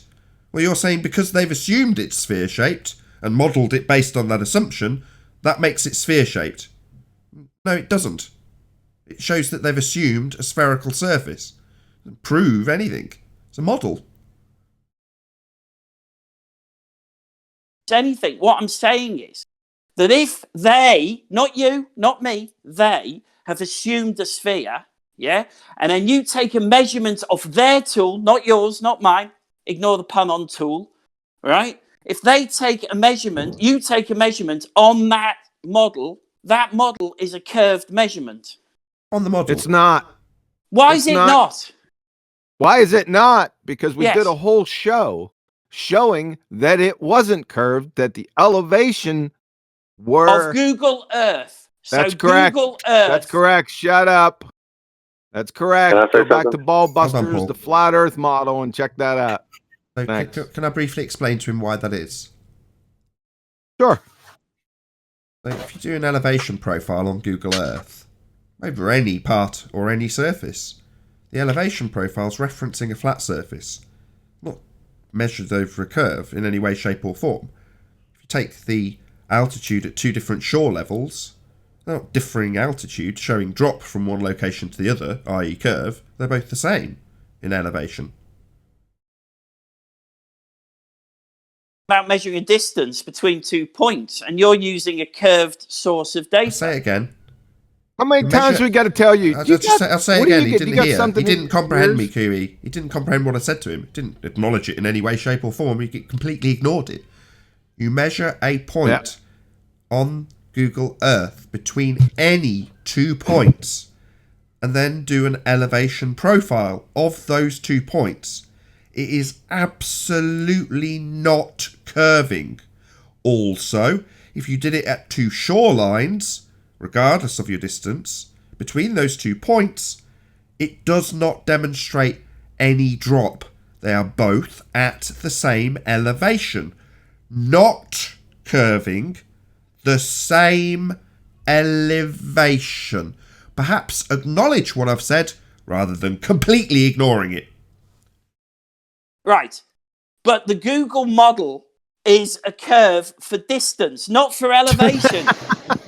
The fact that you're ignoring what I'm trying. You've given me a dick metaphor. Dude. Right? Explain I'm to me. not. The point You're that is the dick, rebuttal. He's ignoring me. You're the one ignoring it. Yeah, he is. He's completely ignoring. He's too stupid to understand the rebuttal and has just asserted the claim again without even acknowledging the rebuttal. So if it's curving, can you show me where it measures that curve in Google Earth, please? How is it representing that curve measurement, please? Mister, Well, I don't look at Google, I haven't got it up. Versus us when having you spent... zoom out... Just let me finish. You seem to be very unfamiliar with Google, I've got to be honest. Now, we've spent 3 years fiddling with the piece of... It requires you to shut up.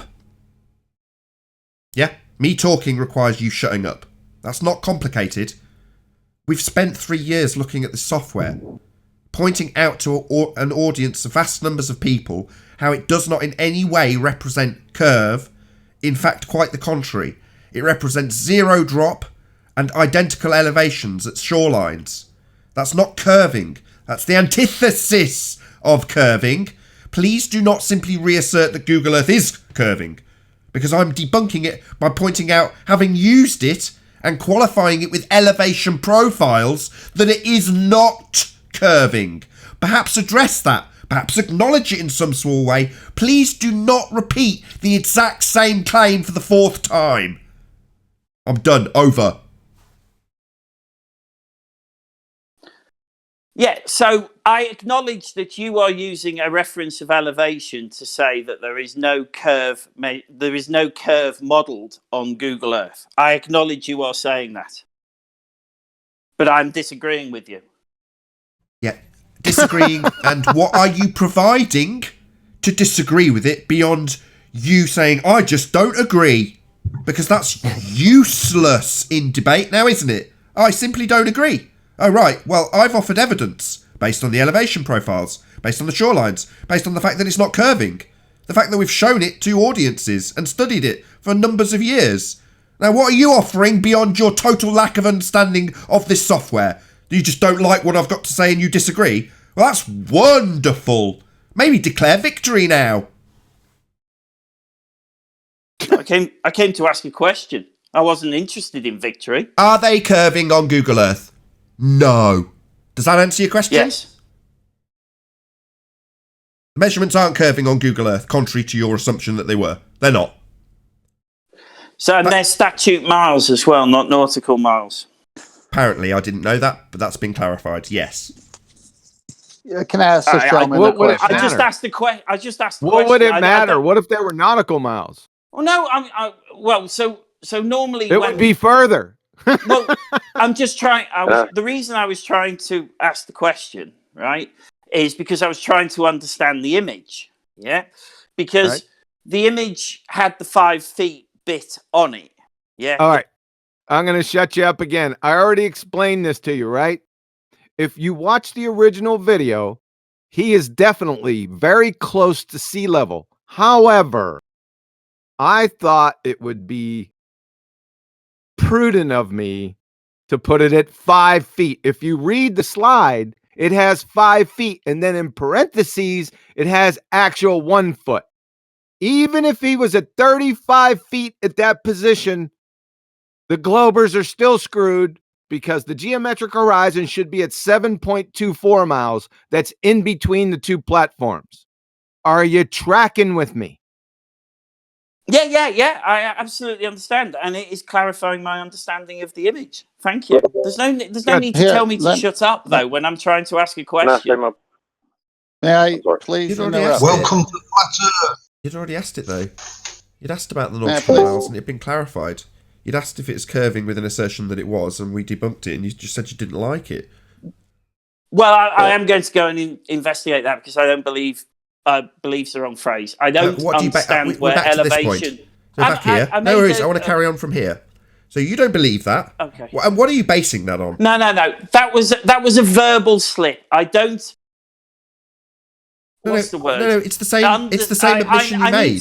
I need to understand where elevation comes into that conversation. That's all. And we've just told you. I need to go away. We've just told you. No. I need to go away and think about it. What's to think about? We've told you. Do you just distrust us?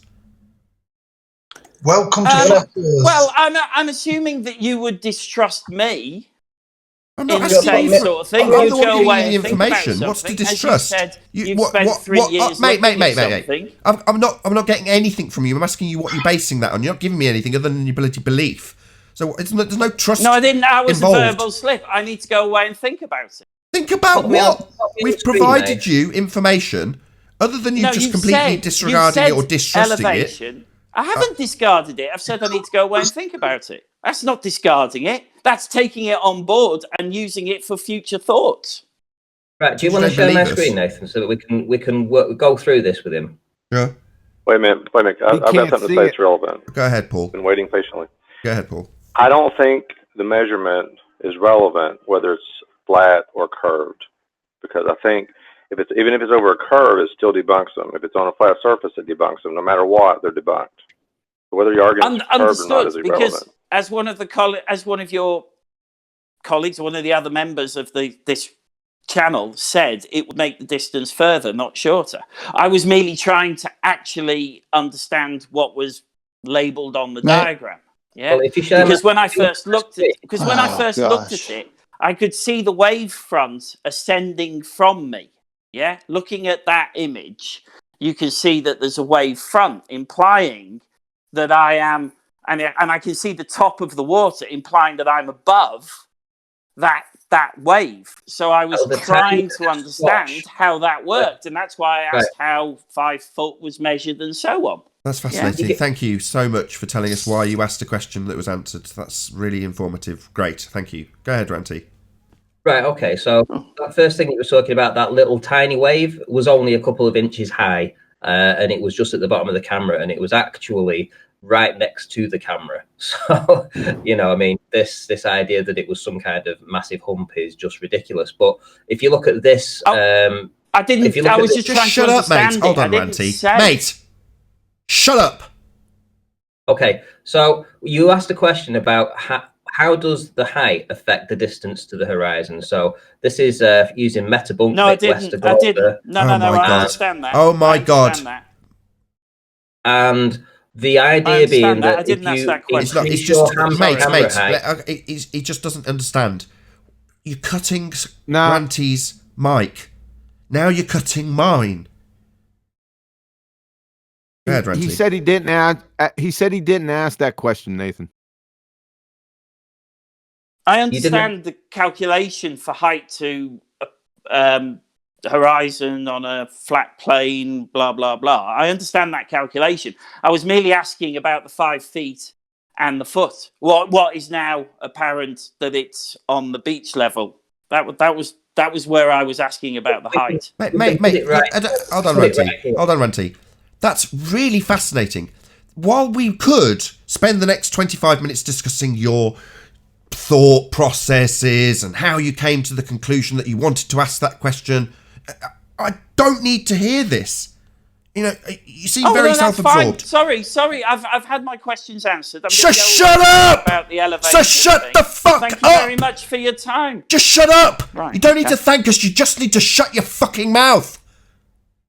Well, Go ahead, Ranty. No need to be abusive. Oh my God. Are you so fucking stupid that after me yelling at you to shut the fuck up, you still think you need to talk? You people are dumb. I don't understand who you are. You're still talking. Who are you? Someone else is in the middle of a presentation. Now, while you might get referenced in it, that doesn't mean we want to hear from you, stupid moron. Now shut your mouth. I don't need a response. I'm clearing the air for someone else. Not so you can respond, you complete retard. Now shut the fuck up. Go ahead, Ranty. So the furthest platform that we see in that image is 9.41 miles away. We can put this calculation into an Earth curve calculator from Mick West, a prominent glober, who will the result will come up, and you have 1.22 miles as the geometric horizon. With refraction, it can be possibly extended to 1.32, but certainly that will be where the horizon should be, and everything behind that will then start to fall behind the horizon. So that platform will start to incrementally drop behind that horizon based on a further distance to the point of approximately 40 feet or thereabouts. The problem is we see beyond that. if we give an elevation of 5 feet, again, the distance to the horizon is still less than 3 miles away. Now, that's a big issue because the horizon is beyond the 9.41 mile platform, cannot possibly be in front of it. Again, this is a problem because then you would expect to see 23.8 feet of hidden, but you cannot possibly have the horizon beyond the platform at 9.41 miles away on a geometric, even with refraction, geometrically, you can't have it. And just going back to the point about how you can see further on a globe, as you increase your elevation here, and this is the horizon, the green X, the higher up you go, can you see how this green line extends and gets longer and longer? That's because you're seeing further. You are seeing further beyond this curvature. Problem is that when we put it down to where this observation was taken from 1 foot, this right here, this is where the platform is. And this right over on this end here is where the horizon appears to be. Now that's a big problem for the globe because you aren't at that height, you're at this height. Yeah, we don't say geometric impossibility for nothing. Nathan, yes. Been trying to get in for a while here. Will someone please go to Master B? I've got a link to the Bureau of Safety Environmental Enforcement. It's got the many platforms off of Santa Barbara, including Hill House and Habitat. Now, from the measurement they take, closest to land is 7.8 miles, but California coast swerves. It's not always the same distance. So from the measurement of this government agency, from the place they took from land to Habitat, it's 7.8 miles. However, where the guy, BLMB 69, I believe he goes by, where he was, based on Google, it was a 9.4. So even at 7.8, the shortest distance here, based on the government agency, where that platform is to land, it's still not going to work out. It's also got the other Hill House saying it's 5.5 miles from where they took it. But that can change with the coast of California. Over. Cool. I mean, there's going to be people out there that just want to search out black swans now. There's no necessity to, and it's one of those that you don't want to kind of discourage people. But I was really pleased when Ranty came the other day, like straight after 2 or 3 days after the penny had dropped for him in regards to the strength of this evidence, and his response wasn't like a lot of other people who were, to be fair, just commenters and alike, were like, "Oh, I want to go out and get this." Ranty's response was, "Here you go, here's something completely new." And I was like, wow, this is a really good proof. And he presented it. I don't think did you put it? I can't remember if you actually put that up already. Yeah, you did, didn't you? What's that? Put which up? The wind turbines, when you're showing that they cannot be curving, it can only be in line with perspective when you've got a complete parallel with the horizon when you're looking at those turbines. Yeah. I've not showed that yet. I showed it to you guys. But that was like only a few days while we're into, the full-on first wave of people getting the Black Swan argument. But I've had lots of people that have said in comments, "Oh, I'm going to go out and see if I can do this," or things to that effect, or who else has got one? There must be other examples, etc., etc. Which is all well and good, other than the fact that they haven't necessarily recognised the Karl Popper analogy. When you say, if your argument is all swans are white, if your argument are the horizon is always geometric, we've always got a physical edge to a sphere, then you've only got to demonstrate that it's not the physical edge of a sphere, and the analogy is you've only got to show one black swan to show that not all swans are white, that not all horizons are geometric. Well, if they're not geometric, they're not geometric. That's the end of the argument, and the analogy is held up in that regard. But people going out and looking for another black swan, it's like, well, once you've shown one, that's the end of the argument. You don't need another one. So I was pleased to see you coming along and going, here's something new and fresh, rather than I'm going to go out and get another black swan. Well, you don't need to.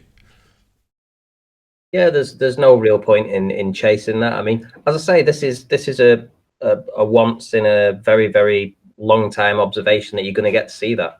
So I've never seen it personally. I don't know if you've got a setup conducive to it, though, have you? No, that's the point. I don't have a little island that I can sort of like film to. There's just nothing round here. It's just really long distances to anything. So Yeah, it's pretty good for him because he's got that perfect setup. But he hasn't put any recent stuff out, has he? So we don't know. No, but I mean, there's going to be scenarios. It's just about doing it. You don't necessarily know what you're trying to achieve. You just have a vague idea when you go out there and you capture stuff because you don't know what you're going to be presented with. So it's very unpredictable, right? You know as well as anybody else who's out there with a camera. But by the same token, when you went out and first filmed Barrow and Finesse, you didn't know what you were going to get. But what you got happened to be a really great distance. I mean, about 18 to 20 miles. It just happens to be the ideal distance to get really good resolution on things, but have it be totally calculator breaking in terms of what you're presented with. Well, back then, it's like, well, you didn't know that when you went out there. You just went out there with your camera. Yeah, definitely. That was what started me off on this, because I knew that I had things that I could actually see with my own eyes. I mean, when I first started looking into flat Earth, like I say, I mean, I knew that I could see Barrow and Furness from the beach. I just knew that. And then I did a curve calc on it, and I'm like, I need to buy a camera now and just go and try and see this for myself. So I bought the P900, did all the calculations on it, and of course, yeah, you just see great distances that you shouldn't do on a globe. Hang on. Hey, Nathan. I'm right. Yeah, spot on, Ranty. Hey? Yeah, it's spot on, and you noticed something. In other words, it was already pre-programmed into your cognition. While I'm saying you didn't know what you were going to get, you kind of hoped what you'd get. In other words, you don't know that you're going to start looking into shoaling, for example. You just know that I think I can see the beach, or I'm, however you phrased it a moment ago, and then you go out and try and capture it. But did you ever think you'd be digging a hole and catching a duck and, things like that? Demonstrations of really clear perspective effects, along with looking into shoaling and explaining why you do have the horizon rising up in certain circumstances, when it is actually a physical obstruction. To be honest, I didn't even know where I was going to do. I didn't even expect to have a lot of work go into this. It was a case of, I just wanted to do it for myself and just got dragged along, do more research. Before you know it, I'm doing this all the time now. And that's just how it sort of like panned out for me. I wasn't intending to have a channel and do all this kind of research, but it's a quest for knowledge, isn't it? Right on.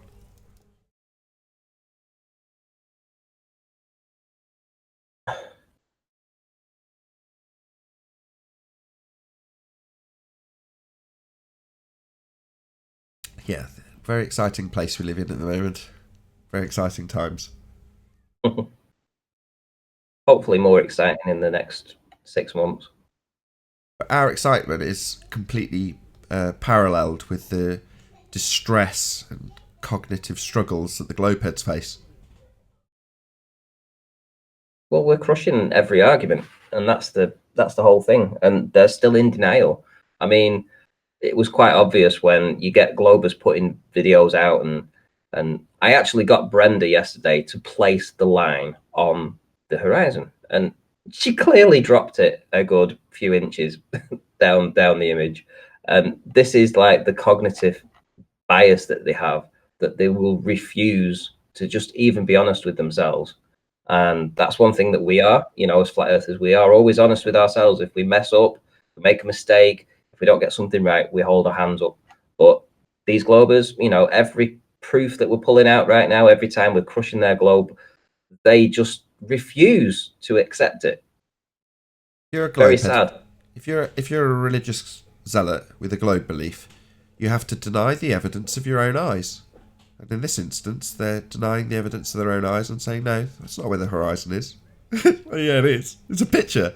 So at one point, I was listening to your show last night quite late, maybe 2 a.m. And Brenda basically is saying words to the effect of, I don't think Anthony's trustworthy when it comes to this evidence. And I'm in the chat going, the evidence is a picture. So what are you claiming here? He's doctored it? He's scribbled in the horizon? It's like, no, it's just a picture.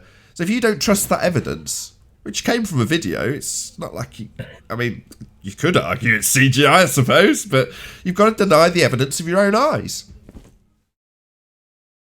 I just see it as it's just collateral damage now, because with a whole day of Rumpus denying the fact that he's been arguing for a geometric horizon all these years, spent a whole day doing that, and then right afterwards, who comes in? Brenda, and the only thing she could do is deny where the horizon is in the picture, which is not just a picture; it's a snapshot from a video, but she will completely deny it.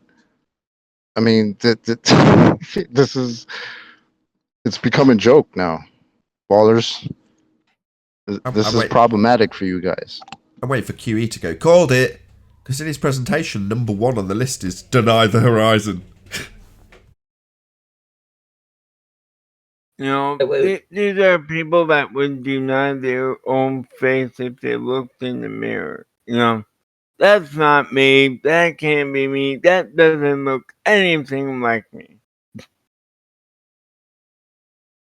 Yep. Say that again. You don't deny your own faith when looking in the mirror. I don't understand the analogy. No. These are the people that will deny their own face if they saw in the mirror. No, that's not me. That can't be me. No, I look much more better. You know. I see. They're denying their own reflection. Yes, now I understand. Right. Yeah.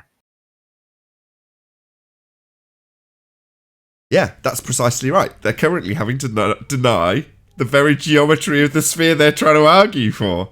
No, not geometric, not actual, apparent. All right. Isn't your religion that we live on a sphere with geometry? This is a strange scenario.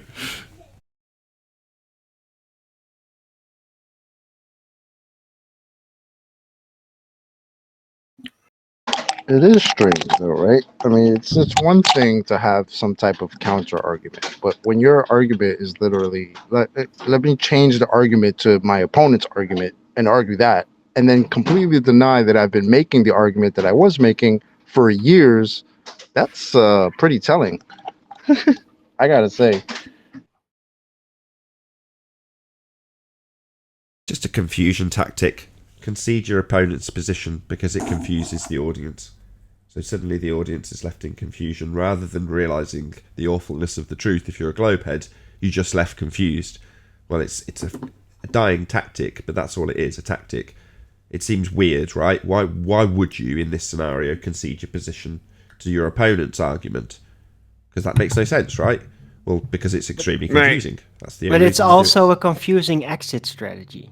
There is a logical fallacy that details this. I just can't remember the name of it. I looked it up this morning. I know it's a logical fallacy. I just can't remember the name of it. But essentially, conceding your opponent's position when you're in a losing position, just to confuse the people who are watching the debate. Wow, that's actually a fallacy. Yeah, I just can't remember the name of it. I'll look it up. I will find out the name of it. It's just a distraction That's technique. what they isn't got it? search history for. Say again.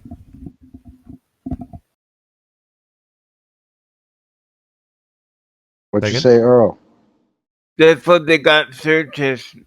That's what they got internet search history for. Like, you know, your history. Oh, I was looking at that earlier. Okay.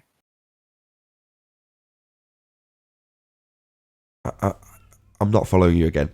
Search Your histories. internet, your search history. You know, you can go back into your search history to find the thing that you were looking at before. Oh, right. No, I look at so much pornography that I only ever have it on private browsing. No, he's talking. That's He's not talking about the way. I'm talking Wayback about the Machine. thing that you would look that you were talking about that you saw before. Jeez. He's talking about the Wayback Machine. No, not the Wayback Machine. Jesus Christ, people. He's saying go I'm back through talking your about internet your history. browser search history. Jeez. Buddy, God. it's nothing personal, but we're having a bit trouble. QE would know hearing about what you're this saying. shit. Hey, Professor Earl, they're just having a difficult time hearing you. Right. Yeah, I know Earl. Earl's cool. Still don't understand. Search history for what? The thing that you were talking about that you found before that you couldn't fucking remember. You said you looked The up logical online fallacy. and Yeah. Yeah, the logical fallacy, but but the problem is oh private God, browsing, help us man. all. Private browsing.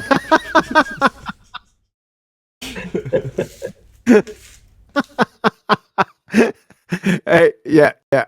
He just can't hear you all Communication that about well on complex there, Professor. Things is not easy for this guy. My wife uses this iPad, right? There's no way my search history is going to be public to her. Well, if you're using the same browser and you don't have like 2 different accounts on the browser, yeah, she'd list your search history if she looked at it. If it was like on one account, yeah, she would see it if she went back through the history. Yeah, I scrubbed that clean, bleached that search history, man. I bet you. Well, then you have no problem.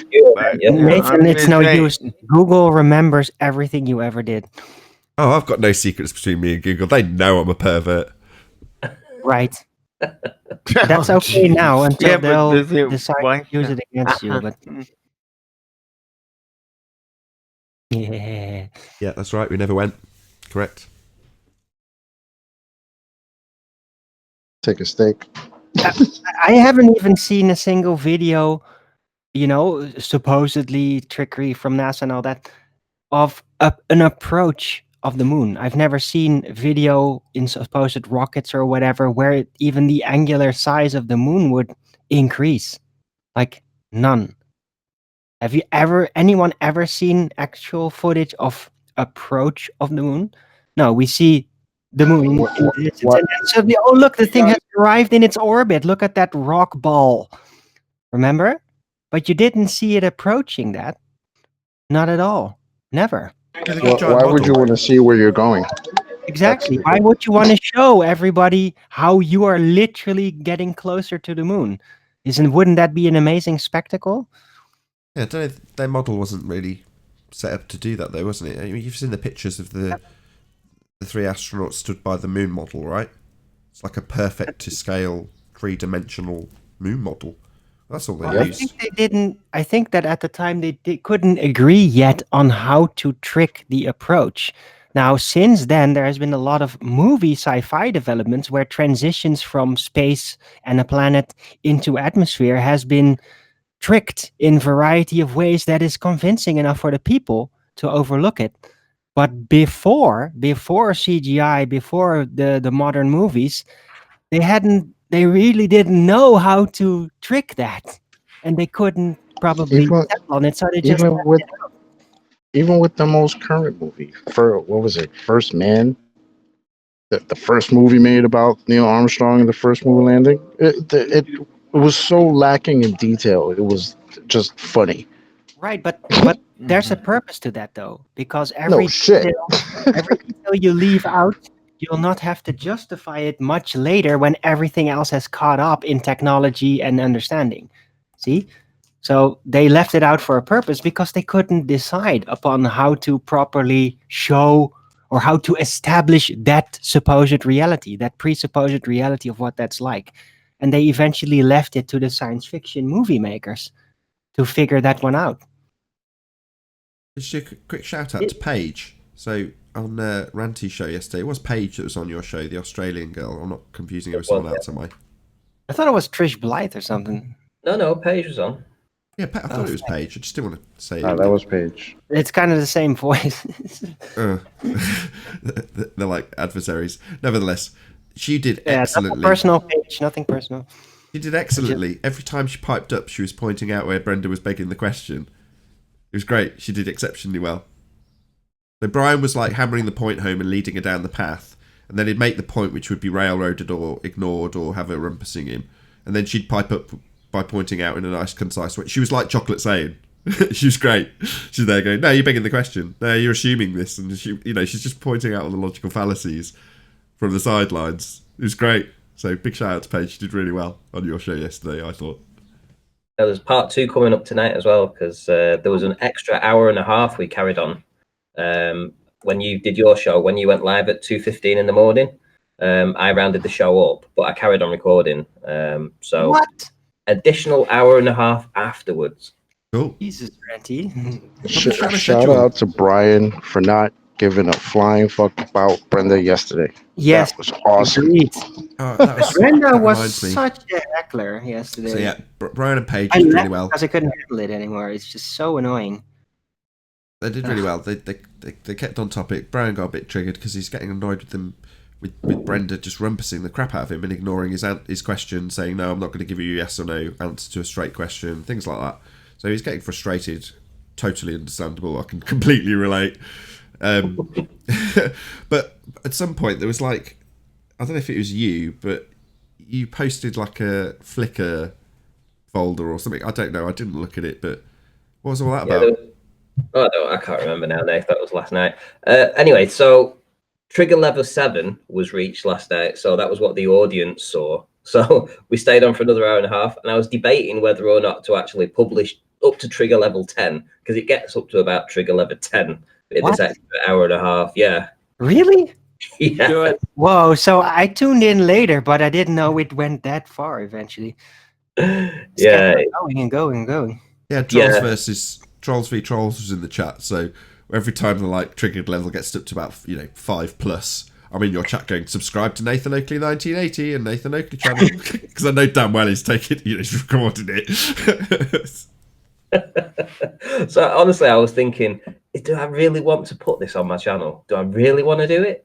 But then I thought, well, I looked at the likes to dislikes on the video from last night, and it was pretty high. And I thought, well, clearly people like seeing this kind of demolition of the globe, So yeah, sod it. You also had Anthony and Pete Shea both sticking the knife in and twisting it while Bob Nodell was in your chat. So you got Bob, and then out of the blue, it had almost no relation to the subject. You have Pete Shea bringing up the gyro in a kind of ham-handed way to get onto Bob Nodell, and then criticising his belief in 9/11, like just completely out of nowhere. And then it goes back onto the subject at hand. You're like, oh, thanks for that total, segue away from the subject matter. Thank you very much for that, Pete. I was doing it constantly. He was questioning everyone. Do you talk about 9/11? I have to do it. Do that again. That was a great Irish accent. Well, Pete was just triggered as it was, he was more triggered with Bob because Bob's banned him from his show, so he can't comment in the sidelines. So that's what he was annoyed about. And he's going, Bob this, Bob that. I get it. I'm a Bob band also. So a Bob banger. No, Bob band. I mean, when Anthony did it, to be fair, it segued it back onto the subject matter. So Anthony's referencing Bob in terms of the fog and how it worked and what it proves and disproves with reference frames. Well, he then compared that to the reference frames that are being used in example by Brenda with the pendulum. So he segued slick on Anthony's part, because typically, Anthony's the first to stick the knife in, right? Whereas in that instance, he's kind of used it in the example to get it back onto the subject matter, where Pete's just overtly knocking Bob. You're like, way to go, Pete. It's real subtle. Yeah, subtlety is not his thing. No need either. It's like, he also called everyone agents. Remember that? Yeah, always done that for years now. But this time I actually pointed at him like, what about them is agent? Do you know what agency is? Do you know about agency narrative?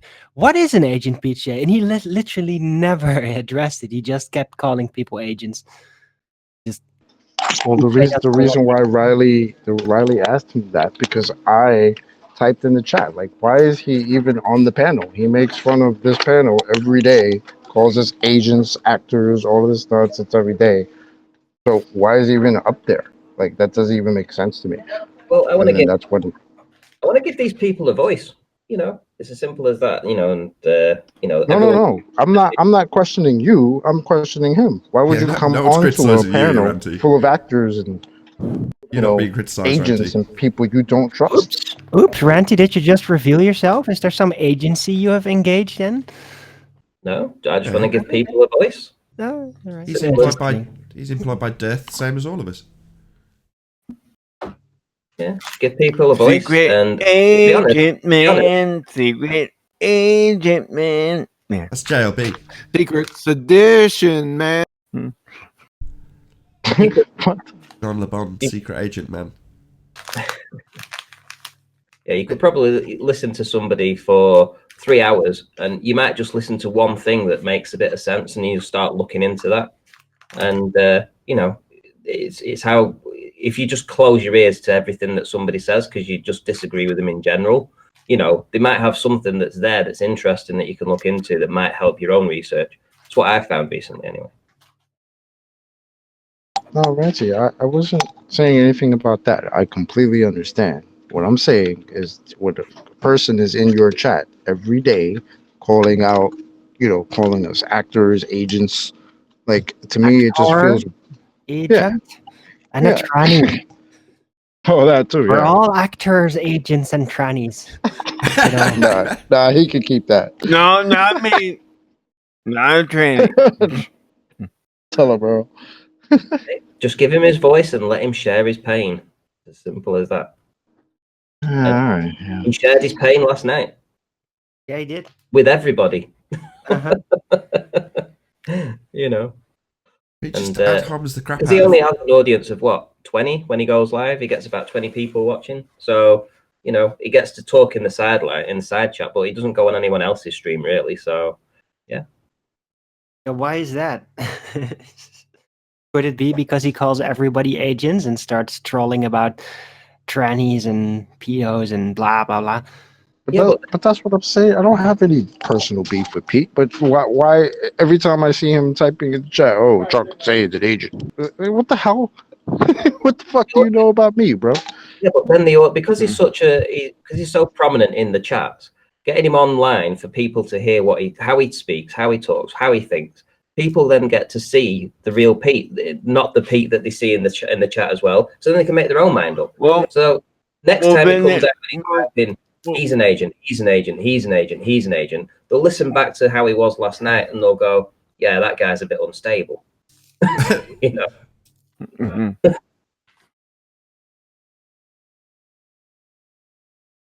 I mean, how you type in chat and how you talk and voice should be the same, you know. That's at least how I see things.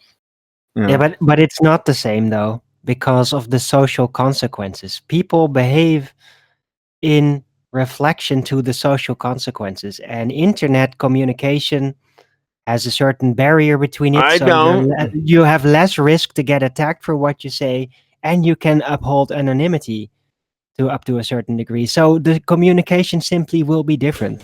There will be less restraint. No, wrong. Yes, wrong. no, that's just how it works. It's proven. Everybody on the on average, statistically, people misbehave more on the internet than they do face to face. I get that, but right. What I'm So, saying is,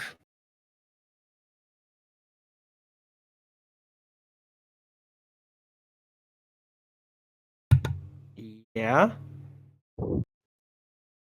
is that I don't do that. I'm the same as I type in chat and how I speak. I'm the same as I am offline as I am online. To me, there's no difference.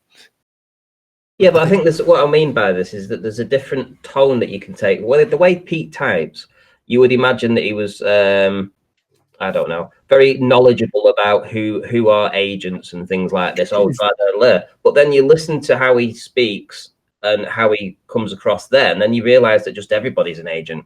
And then do you take him seriously? Nope. You know? Not even a bit. Nope.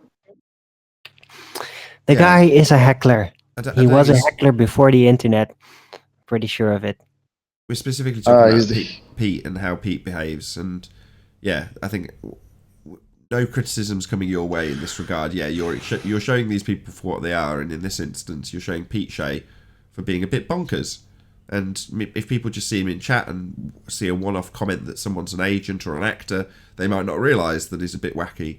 But then when you hear him being wacky, you go, all right, you know, it's kind of like blurring the lines between having internet anonymity and coming off the, you know, projecting off the wall ideas because you're anonymous. And then with Pete, it's like, well, I don't need to be anonymous. I'll just do that anyway. That's just how I am. So he's kind of got a bit of a blurred line between being a crazy troll and actually being himself. Well, I don't think it's too far apart, those two things. His trolling and him being him. He does it all the time. He plays around a lot. He fools around a lot with what he does. And it just seems that he likes the attention more than actually having a solid theory. Because he doesn't really develop his theories, his concepts. He lays it out, but he doesn't build with it. He doesn't actually progress anything. Just keeps asserting them and then complaining and calling people agents. Right. He's been like that whenever he came on the debate. You'd ask him to expand on one of his ideas, and you'd get a string of "you don't understand," "you couldn't understand it," "you don't talk about these things," a load of distraction techniques away from actually ever expanding on the idea that he's... Yeah, Nathan, you don't talk about 9/11. Why don't you talk about 9/11? He did that to me. Yeah.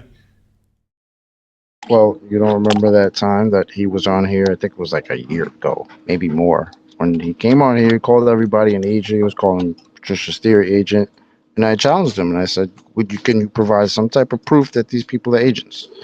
And what he referred to us was Eric Dubé's list of whatever potential agents or whatever his list is. So it was like, okay, that's what you got? Eric Dubé makes fun of everybody and calls everybody else an agent in a show. Okay. Yeah, I've seen that list. Yeah.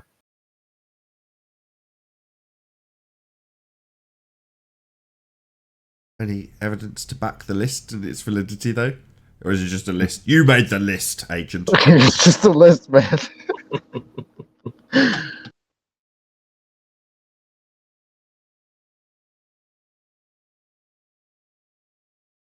No? Nothing to back it? Literally, it's just a list of names with a claim that they're an Yeah, agent. you just pulled out a list. All right, I love those lists. Yep, that was it. PJ doesn't have a kill list, he has a shill list. Not even his list. It's somebody else's list. We should make a movie about it, PJ's list. Well, it's kind of a rite of passage, though, isn't it? You haven't been here long enough if Pete Shea hasn't accused you of being an agent. Right. It took me about a year and a half to get that status, Yeah, it's I even asked him, like, what about me exactly is an agency? Like, I'm okay with people calling me an agent, okay, but can you tell me exactly what made you come to the conclusion that it's not some kind of other thing? What? I take it way too serious, and I'm just disappointed that he never actually managed to put down a good concept for his accusations. It's like, at least make a good story around it, right?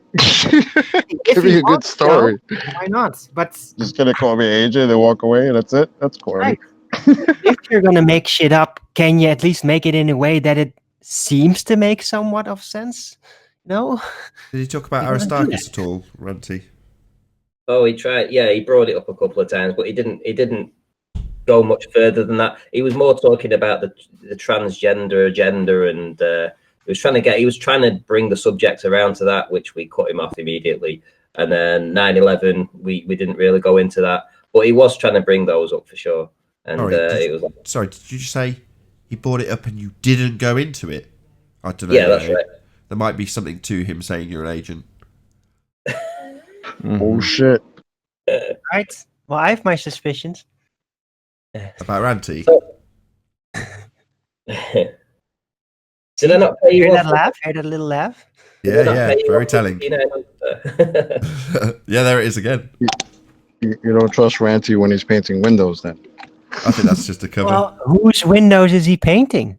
Nobody's at the minute. Yeah.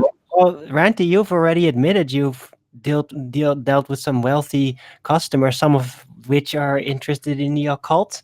I've always thought. I remember that. So the one customer that employed me to do their new premises that they were going to do a business from, turns out that he was apparently an ex-Freemason, apparently level 32. I've always thought this front was very transparent. Well, they're well connected, you know, the CIA and all that. So, nah, I'm just saying, I have my eye on you, Ranty. Oh, which Don't eye? you forget it. But yeah, Not the that's third all eye. right. Make up your mind. What would you say, Nathan? Because I've seen a lot of people in the comments. I mean, Sean Hawkins, I've tried to get him to come on and debate, but he's going on about this mute button. You know, what's this mute button thing? Oh, you mean the mute. It's a new routine. What Rumpus will do. That was great from I wanted Rumpus to make a movement. So, yeah, basically, It reminds me of a certain commercial about cat food where they say meow meow meow meow meow. Mute. It's very telling. So that's his tactic to stop anybody who wants to talk being heard. So saying mute will cut the line, which is why I got annoyed with the guy earlier, because you're trying to do a presentation and him talking means a bit of whatever you're saying that's presumably important gets cut off by whoever decides that they're going to talk mid-sentence. So the only way to control that is to go into Discord and physically put him on mute so that anybody else that's saying anything can actually be heard. Well, what Rumpus will do is go mute. In other words, I'm talking and no one else will talk. His version of the mute button. We call it the fundy, yeah, exactly. Like Owen's doing now. The fundy globehead mute button. If you've got something important to say, just speak over the top of them, and then what they're saying is no longer heard by the audience. So you've got to control that somehow if you're producing a show and you want anybody other than Rumpus to be heard if he's on the show. Now, everybody who's watched the show knows that's the case. So if anybody wants to comment, as Sean Hawkins is, that I'm unreasonable for stopping somebody who will literally talk for an hour solid if you don't control them, well, then that's not unreasonable when I've got a show to produce. Now, anybody who claims he's censored, no, he wasn't. We heard his argument. His argument was looming. His reference was young, and we went to the citation he refused to provide us to the place he said it would be in the looming section. So he wasn't being censored in any way, shape or form. We heard his argument, got his citation. The fact that he wanted to censor us by saying mute when anyone else is talking or addressing any nonsense that he's lied about, because he did lie yesterday quite a number of times in regards to his previous claims about what Earth does, the physical obstruction claimed to be Earth curve, which he claims is now apparent, our argument. Well, he lied. He said you can go to any example from the Isle of Man and I will be declaring that it's apparent. Well, I found a very specific example of him saying, no, you can tell the buildings are looming because of their position with respect to the horizon. Well, that's not backing his claim that the horizon's looming with respect to the horizon, which is doublespeak to begin with. But when you call them on that, they don't want you to point out where they're talking nonsense. They want to go mute. Well, I'm just going to shut that up. I'm running and producing a show that I don't want to be a complete and total shit show because he's decided that my devastating argument isn't going to be heard by my audience. No, fuck you. I'll just shove you on mute. Tell me that I'm censoring that person when they can't be heard, when we don't hear looming, and we don't have Andrew Young cited, and we don't go to his website and look up looming as directed by that person who absolutely in no way was being censored, but was actually attempting to censor our rebuttals, because they're devastating. So mute is his way of saying, I'm not going to let what you're saying come through, while you point out that I'm lying about always claiming the horizon's apparent. Total lie. Now, that interruption might be deemed unreasonable until you realise he's lying through his back teeth. Well, he's not going to allow that. He's not going to allow me pointing out that he's lying. No way. He'd rather say mute. But we all got to hear it. Wonderful. What would you say to the Globers? This is why it's important to hear both sides. Brutal. Oh, can't hear both of you. When you have these Globers on, Nathan, and they say that you're being too brutal, too ruthless with this mute button. What, shutting Rumpus up when he won't shut up at all?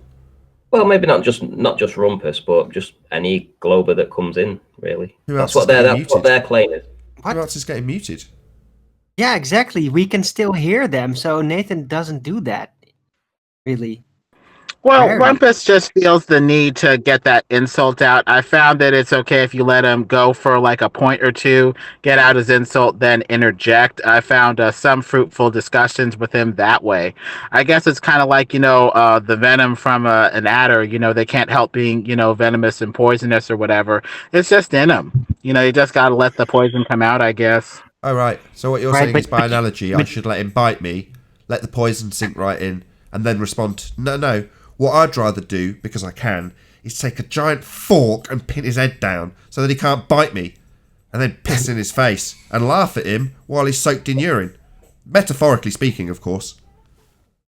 I wish I could see that. If you ask Rumpus a question, you'll say, "I'm gonna explain it," and then he will literally red herring you for 20 minutes until you forgot what the original question was that he was supposedly answering. And he's done that many times over the years. It's very apt at spending 20 minutes or more not answering a question, but saying he's answering that question. They'd prefer he got to say looming, then didn't cite it, as looming being the effect of the horizon loomed up above the horizon.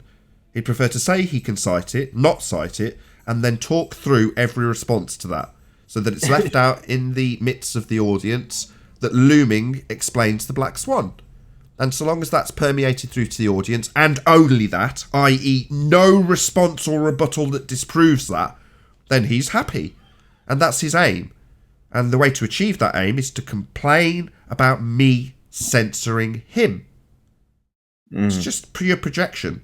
Well, me controlling him in the regards that I do have to respond at some stage. I do want my argument to be heard, and we know from experience that he absolutely will not tolerate that. Well, I don't care whether or not Rumpus wants to tolerate my responses. None of them have to come. When Ranty was earlier going, Sean, come on. I don't care. Sean comes, he can come. The door's open to everybody if they want to come. If they don't like the rules, they don't like my behaviour, they don't like my control or production of the show, they don't have to come. I'm not forcing anybody or twisting anybody's arm. Sorry, go on. You don't like the way my house is run, you don't have to come. Yeah. You don't like how I paint my walls, or, you don't have to come to, Every house has house rules. So hold on a second. So somebody walks into a movie theater and opens up a submachine. Your kind of philosophy is just to let them. You're breaking up. Can you drop and rejoin, QE? You're dropping in and That out. is the worst analogy ever. Thanks. No, that's not a bad analogy. So you're in a cinema, and I Bring open that shit up. Let me just repeat the analogy, because he broke up. So I have got a cinema, and I open my doors and say, you're all welcome to come in and watch my movie with me. Someone comes into the movie theatre and goes, you need to take down this projector and put it up in my house. Come over to my house. And I go, no, you can either watch the theatre here or you can fuck off. And then they open a submachine gun and start shooting up the place because you won't take down your equipment and take it to their house. Well, that's what the analogy is in this regard. I say, here you go. I offer my platform to you if you want to challenge me or anybody who's on the platform in regards to the shape of the earth. And what I get in return is, you come to my house. And I go, no, I'm not interested in going to your house. I've opened my doors if you want to come to mine. Oh, well, you don't like the rules in this bar, this cinema, whatever analogy you like. Then don't come. But what's that you want? You want me to come and serve drinks at your bar? Oh, go fuck yourself. Like I owe you favours. Oh, well, you're a coward. Oh, you can call me what you like. I don't care what you want to call me, because you, in this case Sean Hawkins, has a desire in my direction. In other words, he wants something from me. I don't want anything from Sean. I couldn't give a shit. The guy's a moron. Like thick as two short shits. So I have no desire for anything from him. He's thick. Now, he wants something from me, but he wants it on his terms. Like I give a shit. I had to explain this 2 years ago to Red's Rhetoric. It's like, I want to debate you, Nathan. Oh, well, the door's open. No, I want to debate you over here on this platform because I deem it neutral. I couldn't give a fuck. If you want to debate me, you can. No, but I want to debate you, but on my terms.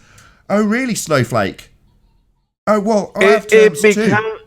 It becomes a point where you're like arguing with the 4-year-old. It's like, yeah. Well, I mean, you take some licks, with a guy like, say, Rumpus, just to get the information out to the people listening. So, I mean, nobody's going to die if he, spits out his invective venom.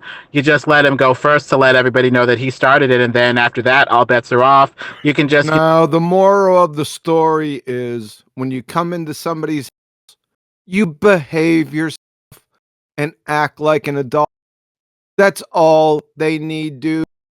The only reason they're bringing up the mute button is they know that if they do come in, they're going to get their asses handed to them. So they have to figure out an excuse in chat, little keyboard warriors, little meth addict, right?